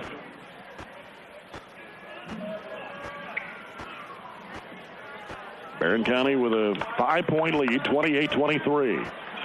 Third bell will send it off right side over to Epley. Epley brings it out to the top, and he'll give it to Crone. Crone off the screen, looking, giving it back to Bell. He'll drive left side, goes in for the shot over Coomer. Shot over the rim. Rebound put back up, no good. And Mosby comes down with it for Barren County. Outlet pass comes to London. And a whistle, blocking foul, going to be at Epley. Wrong place at the wrong time. His first, team's third. Stevens will toss it in for the Trojans. Comes into Mosby. He'll hand it back to Stevens. Logan County in a 2-3 zone defensively. Right side it goes to Arterburn. Back out now to Stevens. Left side it comes to London. Back to Stevens. Top of the key. Over to Arterburn. Loops it cross court in the corner. London a 3. Bottom. Finally got that play to work we tried earlier. Jared stepped up, kept the defender from getting out there, and Branson stepped into corner 3. Branson, London's second. People's Bank 3-point shot tonight. Extends the lead to 8 at 31-23. Spin move down low. Shot goes up, no good for Page. An offensive rebound back up, blocked by Coomer. Ball skips off his hands and out of bounds. Last touch by Logan County. It was Will Bingham had checked to the ball game, a 5'10 senior. And Reno has checked back in after going down what appeared to be an ankle injury. He is back in for Logan County. Coming down on 4 minutes to go, third quarter. Stevens with the basketball for the Trojans. Dribbles off to the left side, reverses right, trying to go back door to London. Couldn't get it there. Back out to Arterburn. Now Arterburn works against Epley. He'll give it over to London. Down low is Mosby. Back out to London. 3 in the air. No good. And we're going to get a whistle over the backboard, they say, out of bounds. Yeah, over the top of the backboard before. We probably would have got over the back call. So Logan County's basketball with 3:40 to play here in the third quarter.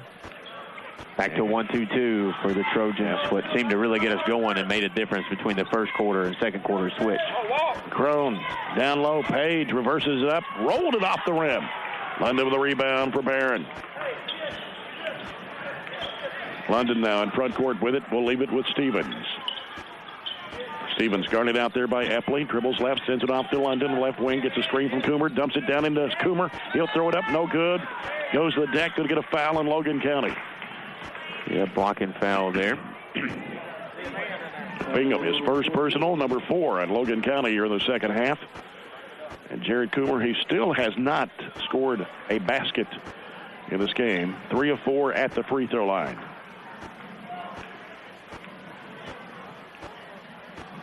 First one is up and good. Got the bounce and the roll. Into the closing lineup, number 40, Tyler Smith. Tyler Smith comes in for Tyler Mosby. Landon Key will come in the ball game and replace Garrett Arterburn. 32-23 Trojans. Coomer puts it in the air, no good. Epley with a rebound for Logan County. Gives to Reno. Now back to Epley. Bounces back to Reno. He'll fire it in there, and it's batted loose and knocked out of bounds. Went off Bingham from Coomer as he was trying to save it in bounds. Barren County's basketball. Chance here to go to double-digit lead. Stevens with it for Barren. 2:50 to play in the third quarter. Here's Coomer down and low. Tyler Smith works inside, had it blocked on him, trying to go up. Taken by Epley. And here comes Reno. And now Epley sends it over to Page. Out to Crone, top of the key. Gives it back to Epley. Little head fake. Bounce pass broken up in there by Coomer. Loose ball on the floor. Stevens has got it. Pushes it off to London. London goes in, stops, goes up against Reno. Missed the shot. Trying to draw the foul, didn't get it. Reno looked okay there. Up and down, pretty much full speed. Yep. Reno. And we're going to get a foul here on... Oh, that's called on London? That's an illegal screen. That's an awful call. He saw it the wrong way. He saw it the complete opposite way. Branson was the one that got the forearm and not give it. He didn't give it. He got it. Second one on Branson London. Third one on the Trojans here in the second half.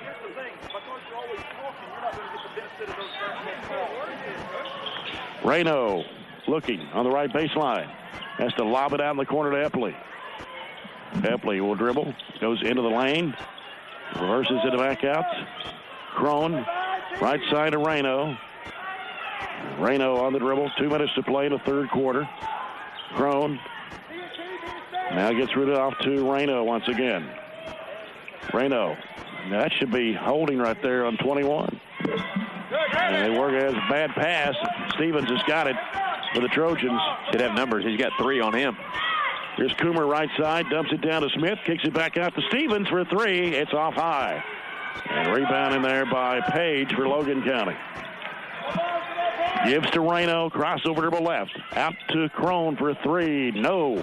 Tyler Smith with a rebound. Outlet pass to Coomer. Sends it off to Stevens. Stevens driving. Leaves it with Mosby. He fires. It comes up short. Smith puts it back up. Blocked. And it's tapped out. Epley's got it for Logan County. Well, they're kind of letting them play right now. That's right. Epley for 3. Got it. Yeah, not sure how we leave their best three-point shooter. His knockdown now is third. Cut it back to a 6-point game as we're under a minute to play here in the third. 32-26. Lee was up at 9. Had a chance to make a double-digit lead. Just mental lapses. Yeah. You know, we have those. We get in stretches where we're playing sloppy like that. We just forget little things like and leave the ball. Who just happens to be the one who possesses it. It's their best 3 shooter. And Coomer, I'm going to say went off him and out of bounds. Trying to run an ISO play. I thought it got poked Turned away. Into Page, and the ball got... I thought Page poked it away.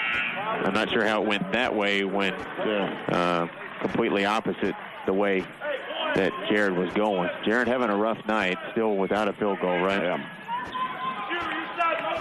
Here's Bell, and we're going to foul here on Garrett Arterburn, his first, team's 4th of the second half. Ball comes out to Bell. He works it right side. Epley wanted to shoot.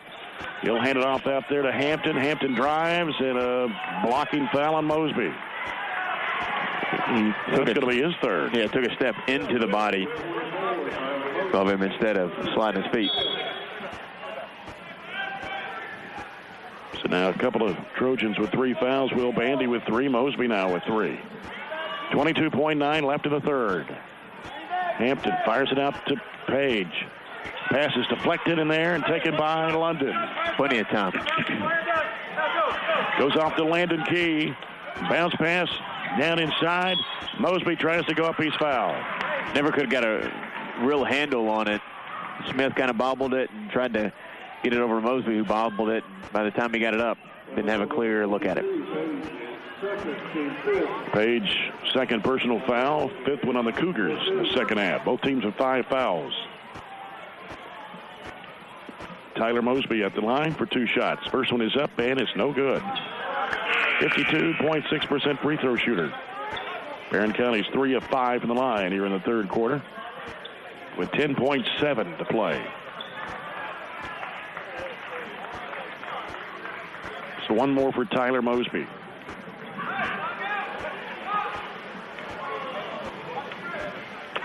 On the way, and he missed it.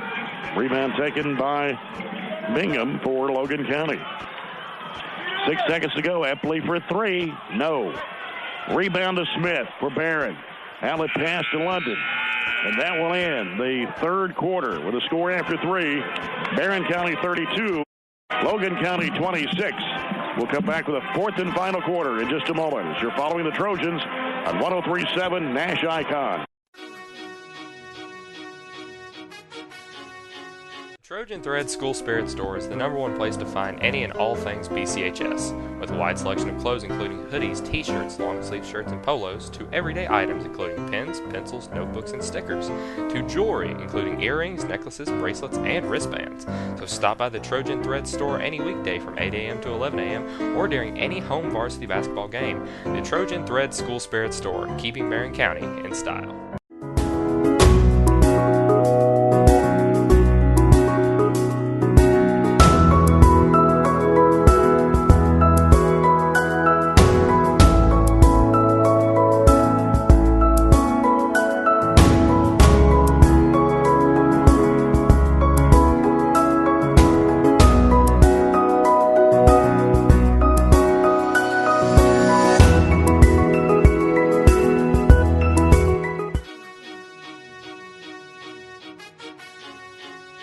This is Trojan head baseball coach J.R. Estes, and we are BC.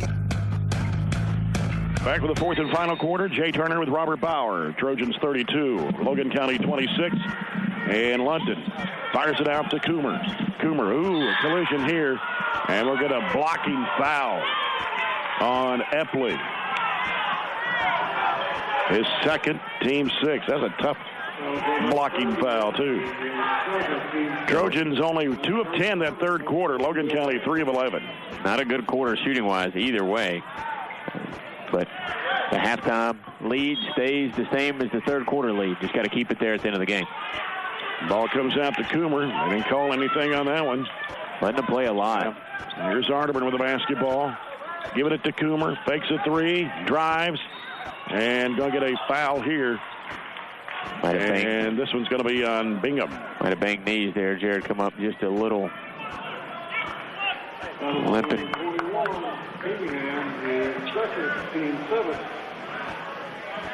They've defended him. It's part of the reason they defended him really well, looked really hard. He's gotten beaten banged pretty good tonight. Coomer for 2. First one is up. It's no good. There's 2 shots. It's one more. Parker Stevens for Landon Key. Jared Coomer is now 4 of 7 from the free throw line, still without a basket. And this shot goes up, and it's good for Coomer. 33-26. Barren with a 7-point lead. Here's Hampton with the basketball. They go down to the corner now to Bowens. Here's a 3 by Epley. Got it. He's been all over the rim the last couple that he's missed. Can't get in a situation where we're in a zone and not rotate or shade a little extra step to his side like we did there. That's 4 threes for Epley. Bounce pass over to London, left side. Leaves it out there with Stevens. He'll go to Arterburn on the right. 33-29 Trojans. Bandy, left side over to Stevens. Stevens now puts down the dribble against Hampton. Out to Bandy. Bandy pulls up, 17-footer, short. Long rebound comes back off to Bingham. He'll hand it to Bell. Chance here for Logan County. And we'll get a whistle foul on Arterburn. His second, team 6th. they start to clean it up, call it a little bit tighter, we might have a long fourth quarter on our hands with both teams now in the bonus with our next foul. Epley will toss it in for Logan County as it comes out to Bell. He'll swing it off to Hampton on the left side. Back out to Bell between the circles. Back over to Hampton. They go down to the corner now to Bowens. Back to the right side, Epley. They go in the middle there to Bingham. Bingham, he stood in there a long time. Here's a three from the left wing. Good for Bowens, and they've cut it to one. 33-32 with 6.5 minutes to play. Coomer in traffic. Bounce pass. It's a Bandy. He gets hammered going up. That was just Bowens' fourth three all year long, and he picked a good time to make it to cut that lead of ours just to one, as you said, with Bandy going the line here. Four of their 5 field goals were 3-point shots here in the second half. They shoot it like we talked about. They shoot it pretty good from three, especially when you got it in the right hands. And we've had to work for everything. We haven't gotten anything easy. We haven't got them to turn it over and get a layup out of it. We haven't gotten anything much out of our sets. And I think that was a complaint maybe from Warren on Saturday night. I didn't think we ran our sets really well against Franklin. Now, granted that Logan County played zone the first half, but they played man here, and we still haven't been very productive in the half court. Bandy puts it up, and it won't go. Barren County only 2 field goals the entire second half. 6:15 to play the ball game, leading by 2. Ball knocked away by Stevens. He comes up with it. Stevens goes in for the layup. It is good. There's one of the first times we've gotten that turnover and transition point as Mason for Logan County calls a timeout. 6:05 to go in the ball game. Trojans 36, Logan County 32. Trojanettes winning earlier tonight, 55-34 over the Lady-Cougars to go to 13-9 on the year. And don't forget, we'll be at Glasgow Friday night. Girls game 6 o'clock.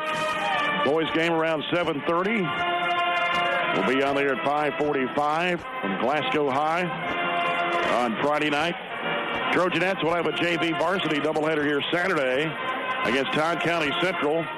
JV game at 4, varsity game about 5:15 or so. And we'll have the broadcast at 5 o'clock Saturday here from Trojan Gym with the Trojanettes. As we start to wind down the regular season a little bit, we still got, 4 weeks to go.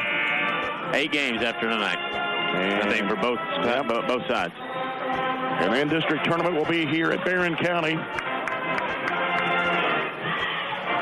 last week of February.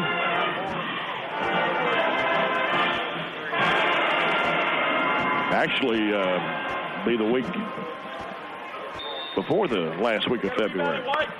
We'll get into regional tournament as the way the calendar falls this year. Starts the 20th of February.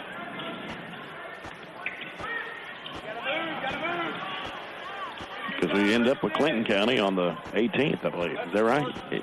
Yeah, I think that's right. 16th? Yeah, 18th. Logan County with the basketball. 16th. Okay. They work it into Bingham. He's in the lane. Bandy almost took it away from him, swatted away, and turnover. Trojans have it.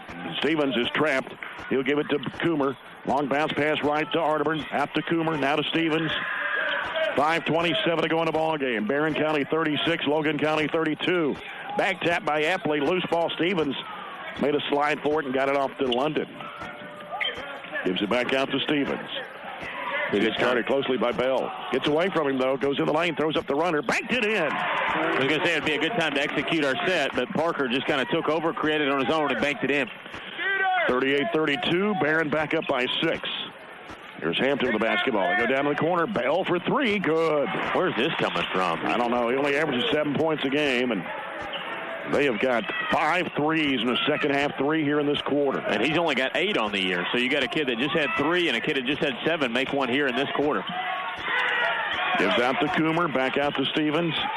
Back to Coomer. He wants to drive against Bingham. Goes to the bucket, and it's fouled from behind. And on Bingham, that will be number 3. And that is the 8th. Is that the 18th foul or 19th foul? Jared's got to use those long arms to know there's somebody behind him and just extend that arm out and flip it up. Try to get an and one. Coomer fires and hits still without a field goal in this game. He's going to get close to double figures just at the free throw line if he keeps this pace. 6 points right now.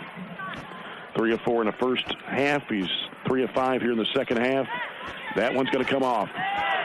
Logan County with a rebound the other way. 39-35 Trojans. 4.5 minutes to go here in the basketball game. Epley, you can't leave him open. Goes to Bell, long range right. He'll leave it off with Epley. Another 3 in the air is no good this time. Rebound to Mosby. He's in a trap. Dribbles out of it. Heads up court. Has it poked away. Stolen. Finally dribbles out of the trap, but then pick it up and get it to a guard. Bingham gives it out to Smock, who's back in the game. Now Bell with it. Bounce pass there to Bingham. Out in the corner. Three-pointer. Good. That is Smock. That's his 10th of the year. So kids that have single-digit threes pouring it in for Logan County to pull them within 1. 39-38. In the corner, Mosby. Trying to go baseline. He walked. Took 2 steps before he remembered he had to put the ball on the floor to move. Logan County was 6 of their 7 baskets from behind the arc. 4 of them here in the fourth quarter. Compared to? We only got 1 here in the second half, and 4 for the game. And just 4 field goals the whole half, right? Right. I thought a while ago when they went on that little run to cut it, I thought that was their run, but they've continued it, and we haven't been able to stop it with buckets. Smock giving it over to Bell. Bell to the right side. Backs out of the dribble against Arterburn. 3.5 minutes to play. Now Bell has it back tapped. Loose ball in the lane. Still loose on the floor. Logan County picks it up. Epley throws it up. No, partially blocked. London with a rebound. Foul. That loose ball, been nice to get it, but we still blocked it. Branson corralled it, and they'll go shoot free throws down here. Now it'll be 2, right? Yes, 10th team foul? 10th team foul on Logan County. Bingham's 4th personal. Branson London at the line, 82% free throw shooter with a couple of threes in the game tonight for 6 points.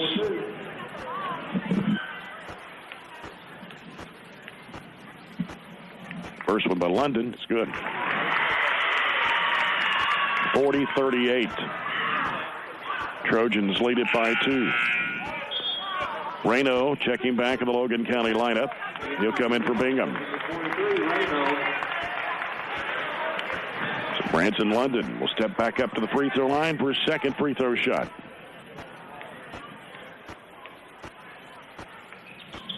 And he got them both. Warren Cunningham takes a timeout. Trojans 41, Logan County 38. This fourth quarter brought to you by Citizens First Bank. Come grow with us. It'll be a battle here the last 3 minutes and 19 seconds. For sure, if the fourth quarter is any indication how the rest of the game will go. Do have a couple, if you want me to go over them real quick. Yeah. Warren Central, this just went final. Warren Central 52, South Warren 33, 19-point win for the Dragons. The score I mentioned earlier, Christian County, this is the last update I have it. Christian County is number 8 in the state, just the latest AP poll that came out. They're winning 88-75 over Russellville. The Naylor kid, I think, has 8 threes for Russellville in the game. That's pretty stout shooting performance for him. Bowling Green girls beat Allen County 75-56. That's a final 19-point win for the Lady Purples there. And I just got a final on that. Christian County won 97-83. That game was like over 50 between both teams at halftime. So they were really putting the points on the board. But still, I think Russellville's a team that could possibly sneak in there, and they're obviously going to be a tough out. Both teams from the 13th district on the boys' side will be very tough outs, comparable to probably not so much on the girls' side from that district.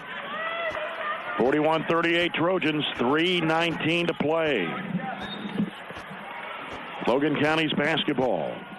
They have hit 6 threes here in the second half. See if we change defenses here out of the timeout. Epley throws it out to Bell. Back to Epley. Back out to Bell. He'll give it over now to Reno. Still in a little trap here. And he'll send it back out to Epley. Now gives to Reno. Back to Epley. They go down to the corner to Hampton. Round it goes to Epley. In the corner, trying to go baseline. Traveling violation on Bell. We'll give it back to the Trojans with 2:50 to play. Our trap kind of scrambled them up a little bit there and got them off balance. Nobody got a good look at a three. You knew they were going to take it if they did. London is set to trigger it in. Comes into Stevens. Stevens gives it off to Arterburn. May have got away with a step there. Bandy, left side, out to London with 2:40 to play. Just a one-possession game, so you can't hold it, but you got to settle down a little bit and handle their pressure. They hook it back off left side over to London. They go down to the corner to Bandy. Bandy now has picked up his dribble, throws it back out to Stevens, gives it to London on the near side. Back out to Stevens once again, with Bell guarding him closely. Here's Coomer on the right side. Coomer starts his move, goes to the basket strong, lays it up, it's no good, but he draws a foul. Pulled it out, went 5 out that time, just cleared space, and Jared got a step, and there wasn't anybody around to help because everybody was cleared out and made the space for him. Foul is on Smock, his second. Just a lid on the basket as far as Jared's field goal is concerned tonight. Jared Coomer, free throw is up. It is good. He's got 7 points in this game, all on free throws. Yeah, about 9.5 points away from his average, and that's part of the reason we're also a little bit away from our scoring average tonight as well. And that one's going to come up short. Rebound by Smock. Here comes Epley up the baseline, stops, throws it up, no good. Coomer with a rebound. Trying to clear it out for the Trojans. Dumps it off to London. Now London still in the backcourt, fires it back off to Coomer. Coomer gets it across the line. He'll hand it off to Stevens, and now to London with 1:57 to play. 2-possession game. Stevens back over to Arterburn. Out front, right side. Loops it back off to London and back out now to Stevens with 1:45. Goes right side over to Coomer. Back out to London. Now to Stevens. 1:38 to play. Going to get a foul here. And what do we got? Going to get a holding violation on number 30, Epley, his third personal foul. Holding Coomer as he came around Branson's screen there. Logan County hollering for an illegal screen, but Branson was set pretty solid. Coomer 7 of 12 at the free throw line. Shot goes up good. 43-38. Barren County, 1:36 to play. Coomer puts it up, and it's short. And was it lane violation or a foul? Looks like Bandy pushed off on Smock to get the rebound, and they'll call him. That'll put Logan County in the one of the bonus. Yeah. We played a long time before we actually picked up that 7th to get in the penalty. And that's 4 on Will Bandy. And that's going to put at the free throw line for Logan County, Ethan Smock. He's a 67% free throw shooter.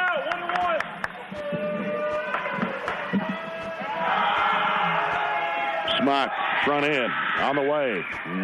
Good. Boy. Hung up on the back side of the rim and then hung up on the front side and fell in.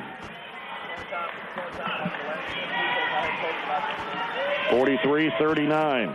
First free throw of the second half for Logan County. Second shot, bonus, good. They cut it into a one-possession game on probably an unnecessary foul. There you want to make sure, and as Warren's telling Bandy right now, that's not worth what you're going to get out of it. More times than not, you're going to get a foul than the offensive rebound. When it's all clear and out there in the middle in the open, the referee's going to see that and not let you away with it. So there, one-possession game, 1.5 minutes left. This is a long, long, long way for over, for sure. And again, Barren County only 4 field goals in the entire second half. 2 of them here in this quarter by Parker Stevens. Branson London hit a 3 in the third. Garrett Arterburn hit the other basket. But free throws is what's kept us in the game. Thankfully, we've been able to get to the line. I don't think we've had one 3-point play opportunity tonight, have we? I know we haven't here in the second half. I don't think so, no. Looking at your sheet, I don't think we have either. So, but free throws have been the only thing that have really kept us in the lead. Yeah, we've been to the line 18 times here in the second half and hit 10. Only got 3 official field goal attempts here in this whole quarter, just because most of the time we went to the rim, we've been fouled. And those free throws by Smock were the first 2 of the second half for Logan County, but they've hit 6 threes, 4 of them here in this quarter. to keep them in the game. 43-40, minute and a half to go. Stevens on the near side to London. They come to trap. Coomer out top, backs away, gives it off to Stevens. And now Stevens. And going to be fouled here by Epley, his fourth. Tried to reach around there and smack the arm instead of getting the ball. And Parker Stevens, a 64% free throw shooter, will have 2 shots here. Clock stopped at a minute 22 to play.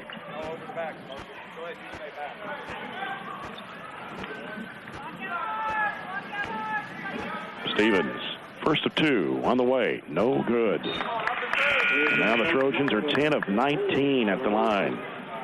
Like here in the second half. Like to shoot a much better percentage than that when you've had that many opportunities. Parker usually a pretty reliable shooter. One more try for Stevens, and he missed it too. 10 of 20 in the second half. The way they've been shooting threes, we don't have to guard the line because they don't absolutely have to have it, but we still need to be cognizant of their shooters. Here's Wooden giving it off now as they go into a weave. Epley off to Wooden. Leaves it out there with Smock. Now here comes Epley. Crashes in to Mosby, and that's an offensive foul on Epley, and that will be it for Kelby Epley as he'll foul out with 12 points, 4 threes in the game, 3 of those in the second half. They've shown they have other people to make the 3, but he's the most reliable. It's a big foul out for them, especially down 1 possession needing a 3. Not sure what caused him to drive to the lane. They were in that little weave, just kind of content to throw it around, maybe even looking for a 3, but he thought he had a lane, and Mosby stepped up and took a big charge for us there. 1 minute to play. Logan County in the full court press. Man-to-man all over the floor. Got a run out. London, run out, coming to Arterburn. Tipped away by Hampton and saves it in bounds. He'll excuse me. Reno out for a 3. No good. Rebound, Coomer lost it and wouldn't try to go up with it a foul. With 48.1. What a scrambling possession there.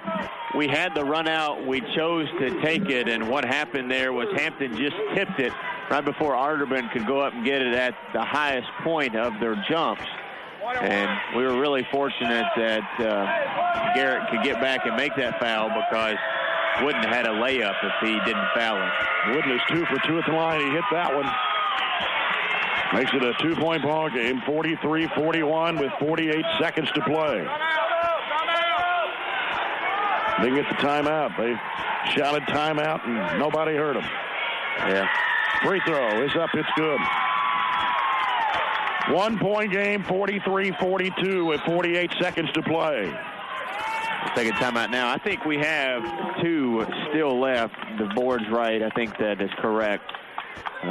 Tried to get it before the free throw, maybe to ice him a little bit. But when you do not make field goals and you have to rely on those free throws, you're in a situation that we're in right now, especially when you do not make those free throws consistently. Right. 10 of 20 in the second half for the Trojans. And for the ball game, 13 of 24. That's just not going to get it done. We're a much better free throw shooting team than that. We're close to 70% on the year, and we've had our better players at the line. They just have not been able to convert when we needed them to.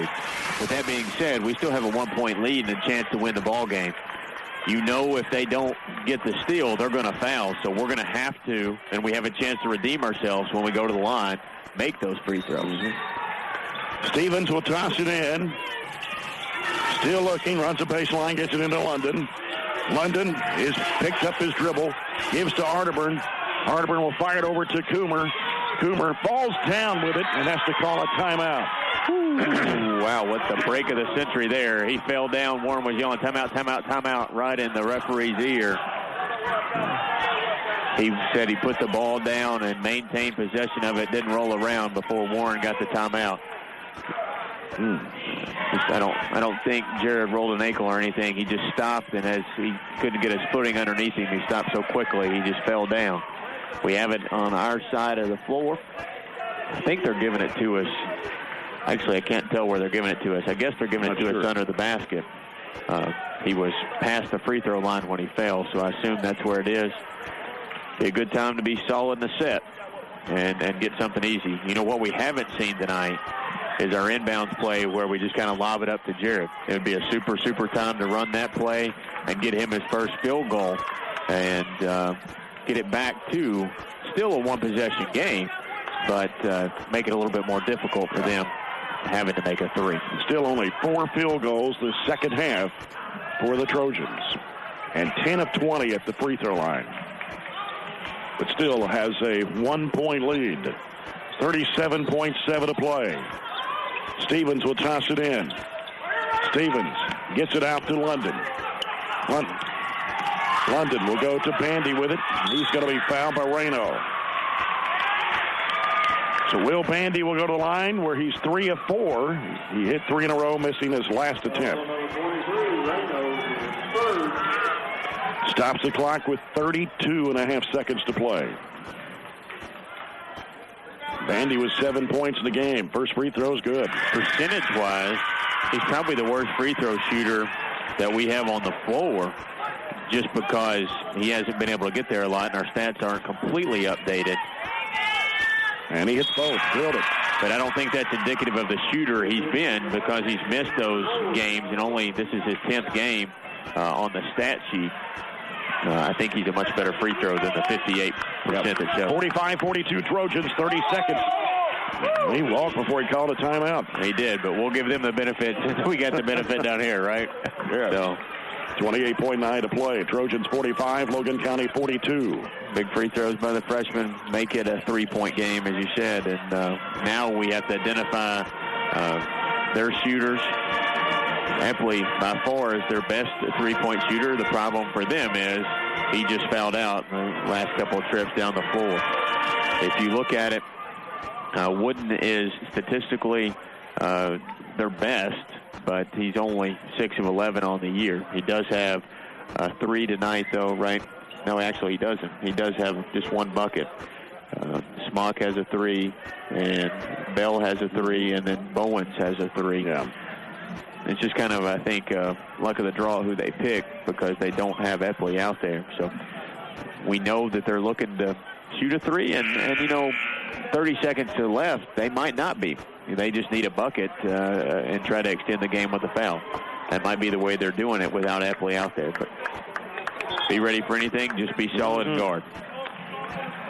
Again, the Trojans only 4 field goals the entire second half. 12 of 22 at the foul line here in the fourth quarter.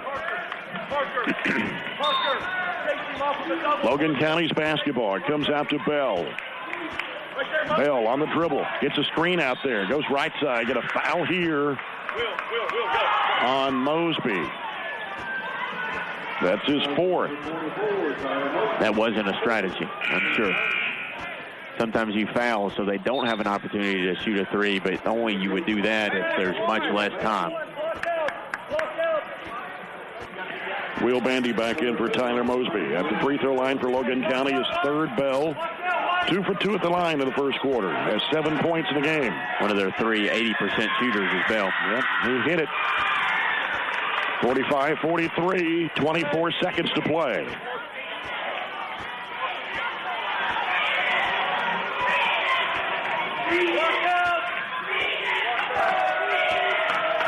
That's the 8th point tonight for Bell. And he puts this one up and he hit it.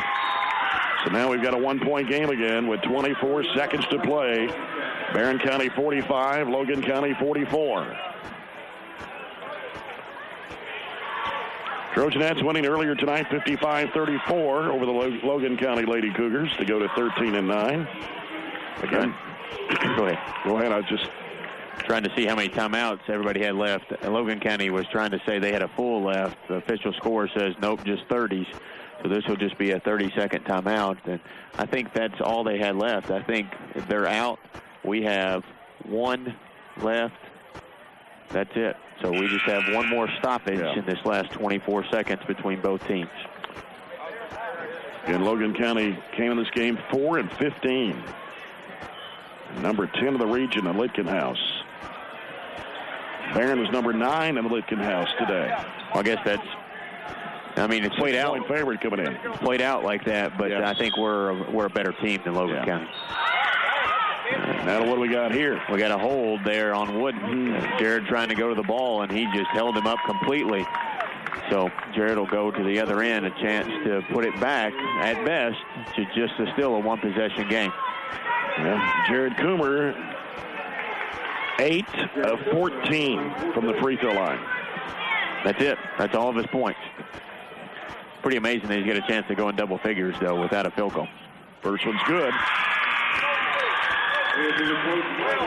So he's got 9 points now, and Barren leads 46-44. And we move some guards in here in the blockout area so we don't get an over-the-back call unnecessarily like we did a while ago to give them a chance to go on. Coomer fires and hits. 10 points for Jared Coomer, all from the free throw line. 22 seconds to play. Barren 47, Logan County 44. Don't need a foul and got to get a rebound if they throw it up miss. Here's Bell. And we get a whistle here. And we're going to get a foul on Mosby for a hold. Unnecessary again. That's what I said. You don't need a foul. Give them a chance with 12.9 to go to the line and get a... So Mosby fouls out of the game. Get a couple points. Reno will be at the line where he is 1 of 2 tonight. Usually averages 12.5 points a game, and that's his only point. He was out for a little bit of the first half, though, with that injury, right? Came back in and seems to be fine now. Wasn't out a lot. I think it happened towards the end of the first half, though. This is what, 1-1? I think it's 2.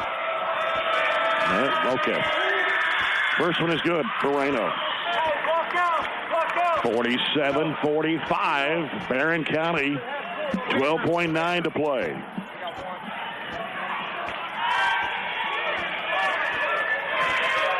Reno for one more.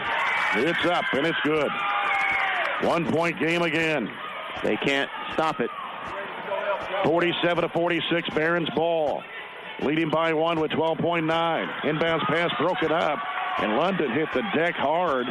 He kind of flew over the top of Wooden. Yeah, Wooden just dove under the ball on the floor after the ball and kind of undercut him. We can't take any chances. If we can't get it in, we got to call the timeout we have left. All right, Stevens looking inbounds, gets it in there to Coomer. Now Coomer is in a trap, going to get a foul with 9 seconds to play. Number 11, Smock. Foul is on Smock, his third.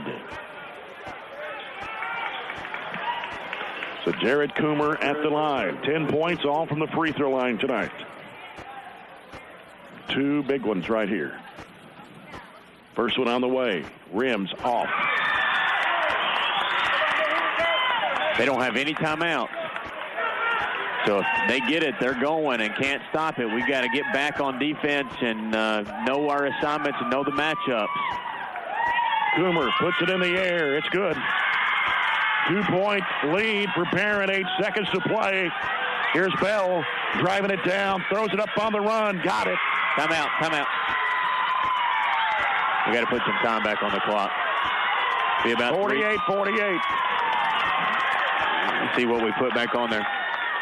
We're going to put 2.1 back on the clock. Full length of the floor to go.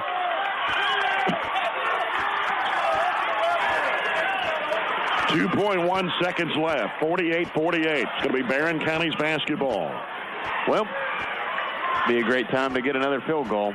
Haven't had very many. Only what? Only two in this quarter, both by Parker Stevens, and only 4 for the entire second half. 2 in each quarter. See what Warren draws up. Whether it's a throw to about 3/4 court, free throw line, 15-foot area, or where he has some type of crossing play where he has guards cross and gets them going towards the rim and tries to knock down about a 25-footer. We'll see what he's got going here. The way he's got it set up, some type of crossing action with the ball going towards the rim here with using Garrett as a screener. That's just kind of throwing something out there. Let's see what it actually comes. And then obviously Jared way back here if we get the home run. 12 of Barren's 16 points have come from the free throw line here in the fourth quarter. Use the same play we used at Monroe the other year to win. London will toss it in. Throws it long for Jared Coomer. Turns. He'll throw it up. It is gone up, and it won't go, and we're going to go to overtime. Yeah, a little late.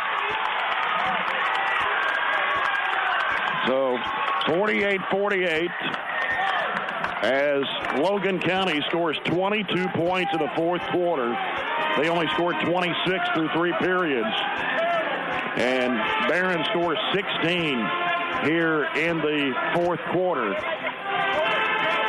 And again, 12 of those 16 points came from the free throw line. And Barren still with only 4 field goals the entire second half. Not an ideal half. I think Logan's not a bad ball club by any means, but I don't think we played to our potential. Logan obviously very hungry for a win after they haven't won one in their last 10 games. And you look at their schedule, they only have, I think, 4 games through their whole schedule that have been within 10 points. Mm-hmm. They haven't played hardly any close games at all. The closest game they played was the first game of the year when they beat Warren East by 3. Yeah. So this is definitely their first overtime game. Haven't been challenged a whole lot in close games. Definitely we have. I think the advantage in that situation goes to us. Got to shoot the ball better. Just 4 of 13, 30%. Really not even getting up enough free throws or field goals. I know we are shooting a lot of free throws because we're getting fouled, but we got to find a way to get some easy buckets here in overtime and defend them, especially the three-point line, as they had 6 threes in the second half. Coomer in the jump circle against Smock. 4-minute overtime. Taken by Logan County. Reno jumped in front of Stevens to get it. Gives it out now to Bell. Bell work off to the right side. Gives to Reno. Fakes one way, goes the other. He'll bring it out to the top of the key. Back to Smock. He gives it out to Bell. Fakes the 3. He traveled. Shuffled his feet.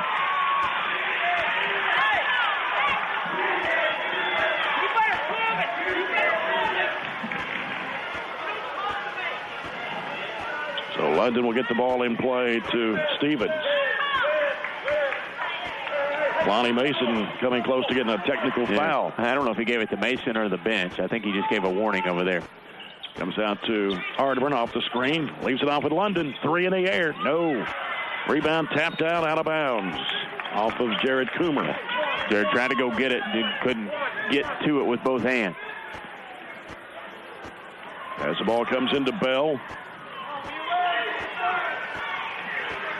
He'll lob it over to Reno. Back over to Bell. Gets it across. Throws it back to Reno. Reno throws it back over to Wooden. Got to be careful. They'll throw over top of us. We're not guarding the backside of it. Here's Hampton. Send it in the corner to Bell. Lobs it back out to Reno. Right on the right side. They go down low to Hampton. Working around. Kicks it back out. Reno bluffs the 3. Leaves it off with Hampton for 3. It's no good. And we got a whistle and a foul as Smock came over the back. Arterburn will be at the other end shooting the 3s. Or, I'm sorry, free throws. And Garrett Arterburn has not been to the free throw line tonight. 66% shooter. 7 points in the game. Couple of 2s and a 3. Every free throw big now, and the shot goes up and he misses off the front of the rim. It's like a golf course in here. Nobody's saying a word. Yeah. Not a big crowd in here tonight. No, you don't expect a huge crowd for Tuesday against Logan County, really. And he missed both of them. Wow. Logan County, Bell across the lane, forces up the shot. It won't go. Foul on Barren. I don't know how it didn't go. Just rolled right over the front of the rim. Jared Coomer picks up his first. And it's Bell at the line where he's 4 out of 4 tonight. And he hits it to give Logan County the lead, 49-48. 2:47 left in the overtime period.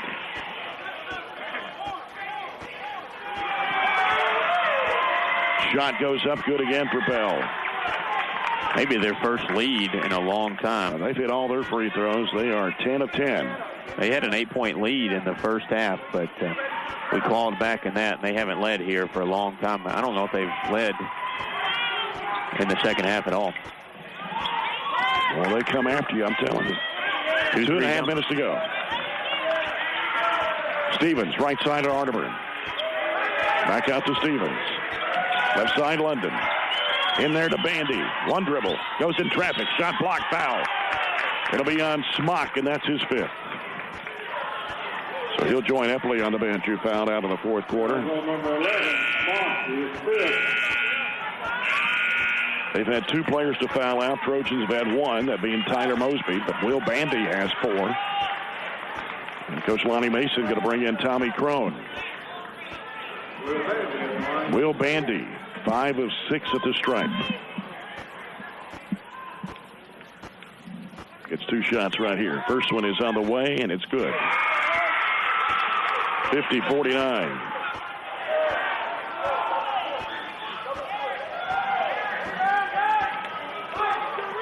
Bandy can tie it up here. It's on the way. Got it. Still only 4 field goals here in the second half for Barren. And 2:18 left in overtime. 50-50. With it out front is Bell for Logan County. Right side over to Wooden. He's in a trap. Bounces off to Reno. Splits the defenders. Jump pass over to Hampton. Hampton dumps it back in the corner.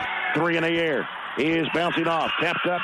Tapped around underneath the basket. Saved in bounds. No. It'll be Barren County's basketball. They say Bell was out of bounds.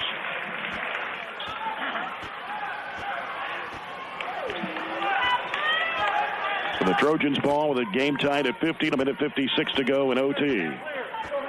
Parker Stevens with it for Barren. He'll work against Bell, gets it across the line, reverses back right.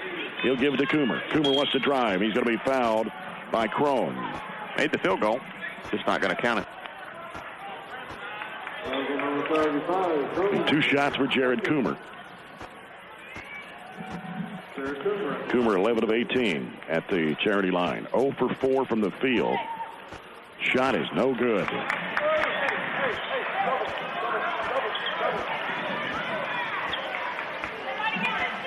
Have another try. It's up and it comes off. Wow. 11 of 20 at the line for Jared Coomer.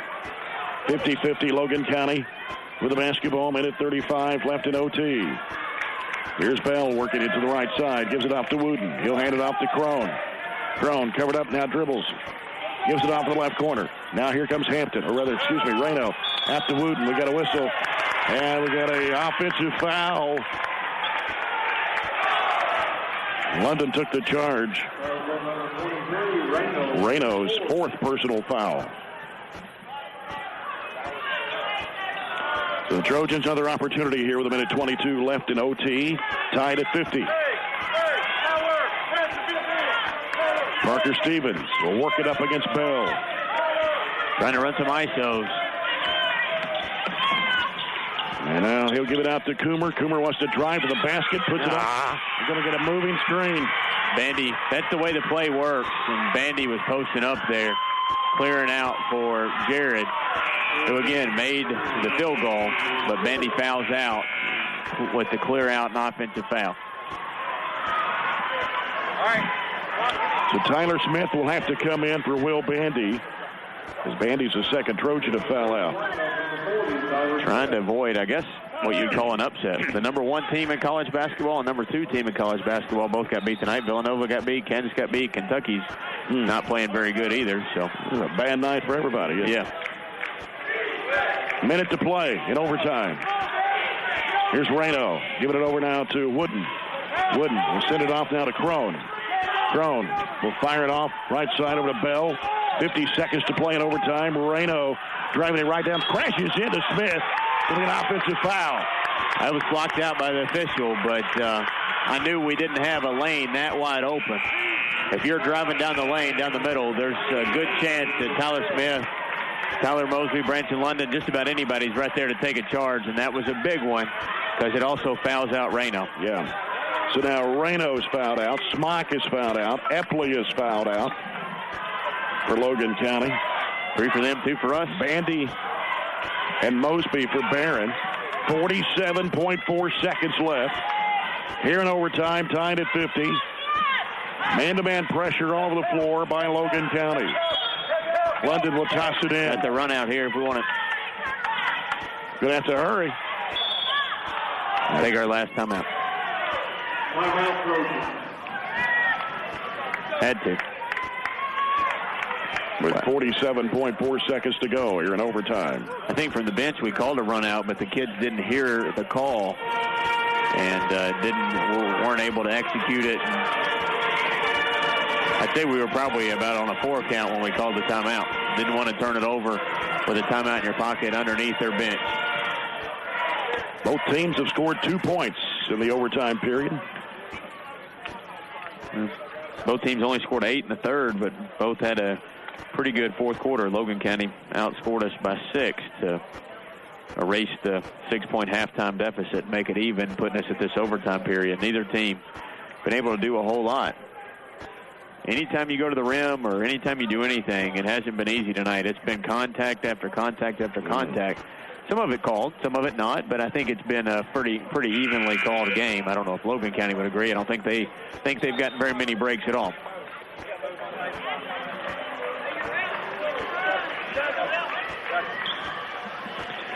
$28 fouls on Logan County in the game.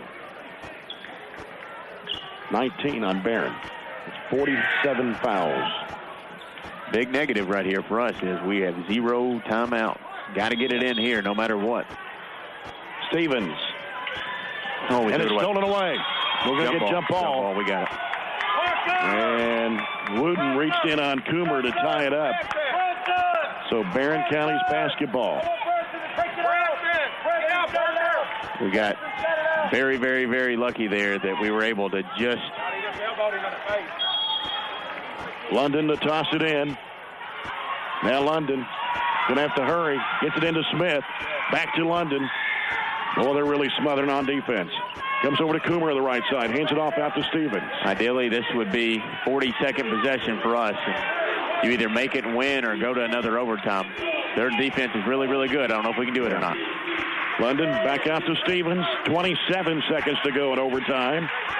The Stevens just holds the basketball as they set back in a 2-3 zone. Surprised they're doing that, but they are setting back and letting us take the last shot. That's not very smart on their part, because the only thing that happens is they lose if we make.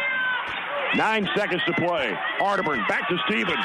Here's London. He's going to let it go for 3. It's off the mark. Rebound. Knocked around. Put back up. Good!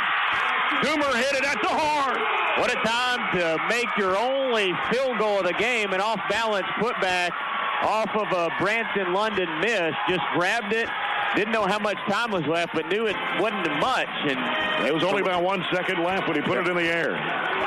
Good win. Hard fought, good win. You see the replay up on the Jumbotron. Final score as Barren County wins it in overtime tonight, 52-50 over Logan County. As the Cougars fall to 4-16 on the year, Barren County improves to 10-12. We'll come back as Jared Coomer hits the winning shot in his only field goal of the ball game. Post-game report next, brought to you by Coca-Cola on 103.7 Nash Icon.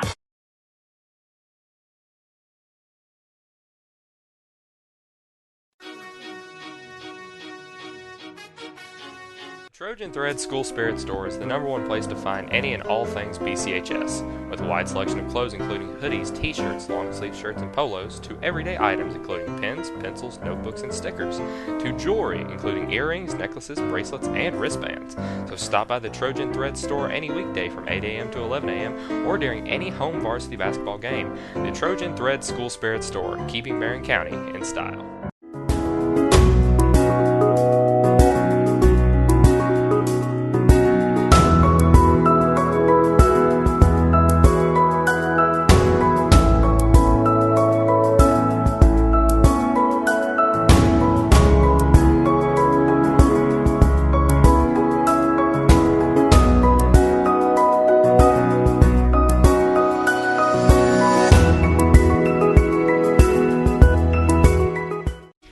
watching BCHS Live on YouTube or Facebook. BCHS Live is Barren County's own live production group that is here to broadcast various types of events. Founded in 2015 by 5 BCHS students, we are here to set new heights in media and live broadcasting. BCHS Live is involved in all forms of social media. You can find us on youtube.com/BCHS Live, facebook.com/BCHS Live Network, or on Twitter at BCHS Live. BCHS Live, here to bring you everything BCHS, anywhere you want it. The Barren County High School Future Business Leaders of America Club is one of the most largest and thriving clubs at Barren County High. With regional, state, and national competitions to look forward to, students are able to capitalize on every and any aspect of business in the modern world. With competitions centered around technology, writing, speech, and media, among others, any club member is bound to find a path to excel upon. So for their great infusement of technology and business, the FBLA Club has been awarded the January Club Spotlight by BCHS Live.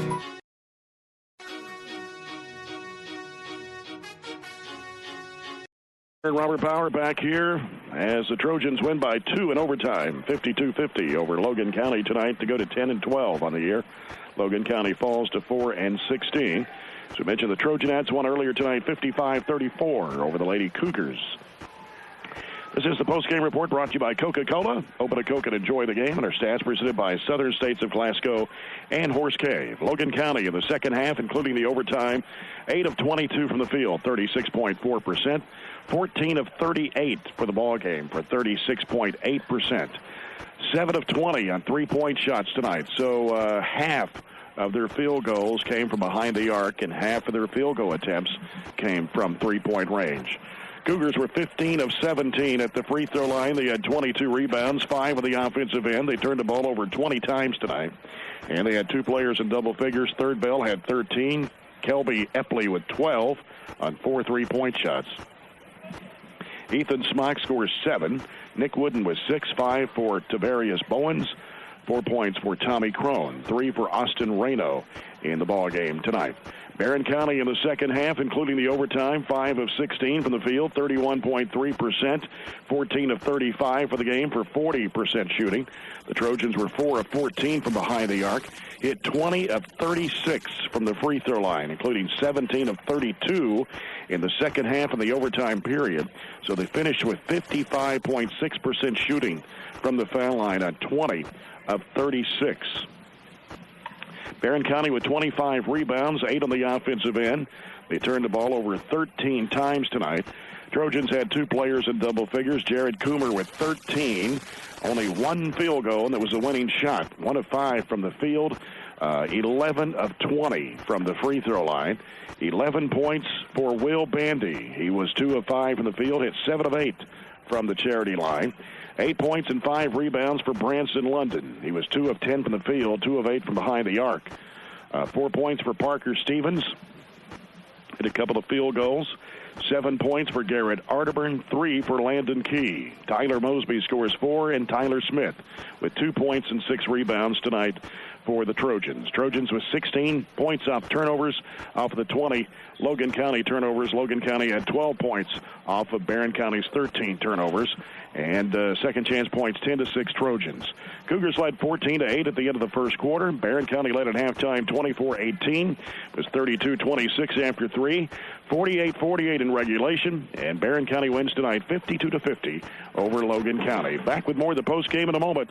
You're following the Trojans on 103.7 Nash Icon. Horses, rolling hills and clear streams, strong families and deep friendships. And who loves Kentucky back?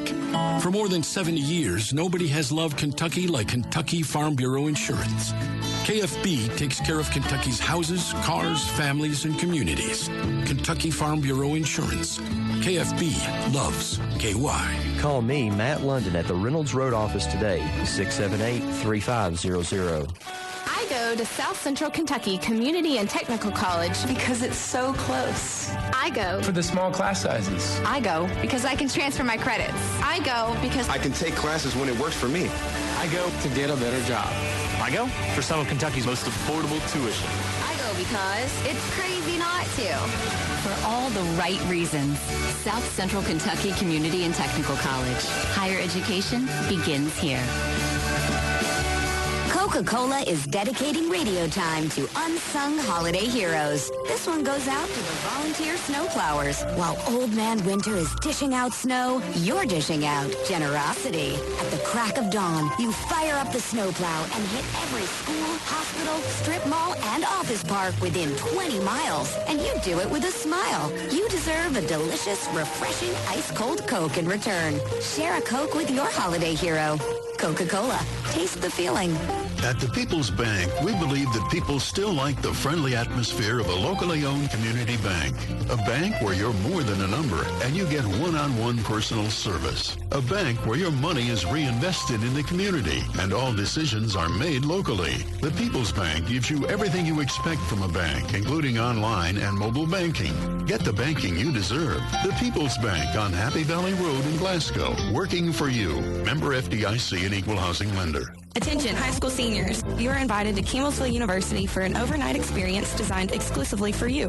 Tiger Roundup, March 9th and 10th. Hello, this is Jana Cordes. Be our guest for a total immersion experience into university life. Attend classes, room with students and campus housing, and discover the amazing opportunities for you at Campbellsville University. The university ranked as one of the top colleges in the South and one of America's best Christian colleges.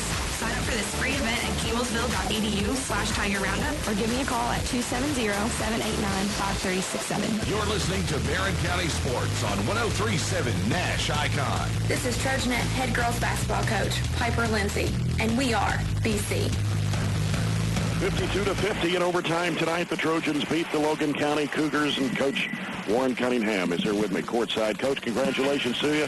What a way for Jared Coomer to get his only field goal of the ball game and to get the winning shot at the end. He made a play there and got a rebound. I thought Tyler Smith did a good job keeping it alive. I thought he was kind of up above most of the guys and got a hand on it and tipped it in his direction, or it went off his hands in Jared's direction, and he made a play. It was a struggle for him all night long. Seemed like in terms of Jared, he was at the right place at the right time and went to the glass and made a big play there. And Logan County, of course, got 4 wins, and they were hungry for a win tonight, and they really put a lot of pressure on us. I thought we would have our hands full because watching them on film, I'd seen them on 3 games, and I was impressed. I was impressed with their guard play. I was impressed with how they scored the ball. And I told people all day I was really worried about the game because I thought it was a tough matchup in terms of the way that they play and some things that they do really well. I thought we could have an advantage around the basket because of our size and skill around the rim. We didn't get down there as much as we would like because of the zone that they played. But I really thought we would have our hands full. They, like us, they've been a lot of those 4, 5, 6, 8-point games. They probably just hadn't won as many. We've won probably a few more of those than they have, and that's the only difference in our records. But they're a tough out, I think, just because of their guard play. Reno and Epley both are tough to guard because they shoot it. Fortunate with we did a pretty good job on Reno. I know he was banged up there a little bit, but those guys are tough to guard. Those 2 guys in Bell, you got 3 guys on the perimeter that can really play. He only had 4 field goals the second half before the shot by Jared Coomer, but we were able to get to the free throw line, but not being able to connect. 20 of 36 tonight. Yeah, and it kept us from finishing the game off in regulation. But, I told the guys a second ago, we're really focusing on, trying to play 32 minutes and staying focused and staying tuned into what's going on. And the way we started the game was a struggle. I thought Will Bandy was the only guy that was sharp from the get-go. And then, we get the lead to 32-23, and we just get stuck there. And even they were stuck for a couple minutes. We had a couple breakaways where we don't convert. And I think maybe we made a free throw to make it 33, but we were stuck right there for a long, long time. Like I told the guys, and those 2 stretches, the stretch to start the game and that stretch right there, if we just play cleaner and a little bit sharper, then they cut the lead to 6 or 8 as opposed to tie it up. And, I thought it showed a lot from our team. We got down 2 there in overtime. First time in a long time we've been behind since probably first quarter, early second quarter maybe.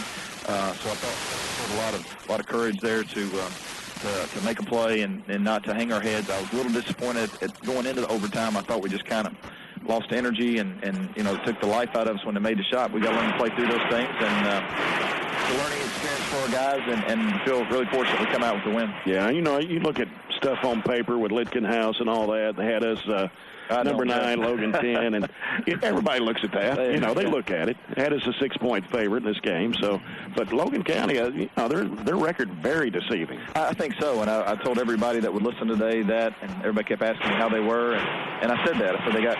Anytime you have good guard play, it gives you a chance, and I think they have really good guard play. I think they got 3 guards that can all play and shoot the ball and handle it.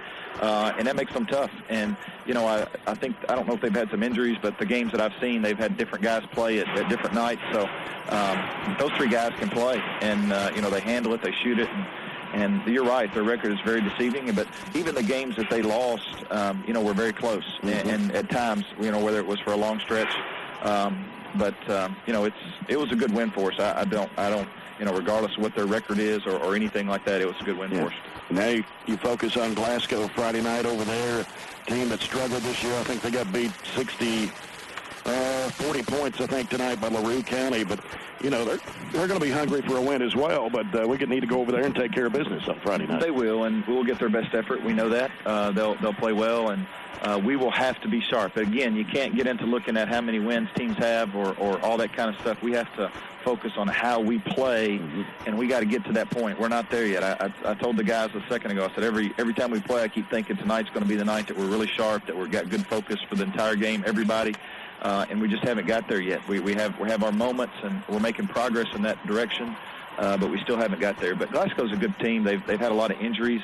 I don't know where they'll be in terms of Friday night with those guys, but if we see them again in a few weeks, they'll be much closer to being 100% healthy, and that'll make a huge difference. Where they were without Hughes the first game, right? I'm sure unless he'll be there, he'll be back for Friday, and I don't know about the other guys, but it's got to be, the focus has got to be on us and how we play, and if we do those things, then the game will take care of itself. If we don't, then it'll be a struggle for us. And you can finish out the regular season with a 6-0 record with a win on Friday. Yeah, and that's nice. It doesn't, it doesn't get a trophy for it. Right. So, and that's what you want to be around. A kind of joke, but also serious. You want to be around when they're passing out the trophies. That's when you want to be there, and So, but it is nice. It'd be nice to go 6-0. Doesn't mean anything other than we're the 1 seed. I think we're the 1 either way. But you want to win it because it's your next game. It's a rivalry game. It's a lot of fun. So, you want to win it for that reason, if nothing else, and continue to improve. That's the main thing at this point in the season. Coach, congratulations to you. All right, thanks, Jeff. Coach Warren Cunningham of the Trojans winning in overtime tonight over Logan County, 52-50. And again, the Trojanettes winning earlier tonight, 55-34. Next broadcast will be at Glasgow High on Friday night. Trojans and Trojanettes taking on Glasgow in a big District 15 doubleheader. Girls game at 6 o'clock. We'll be on there at 5:45 to bring you the broadcast from Scotty Gym. Thanks tonight to Ryan Metzger, a statistician, Todd Belcher, our studio producer, back in the Nash Icon Studios. Robert Bauer with color commentary tonight. Until Friday night, I'm Jay Turner. We thank you for joining us, and good night from Barren County High. This has been a BCHS Live production. Remember to like us on Facebook, subscribe on YouTube, and follow on Twitter. BCHS Live. Everything BCHS, anywhere you want it.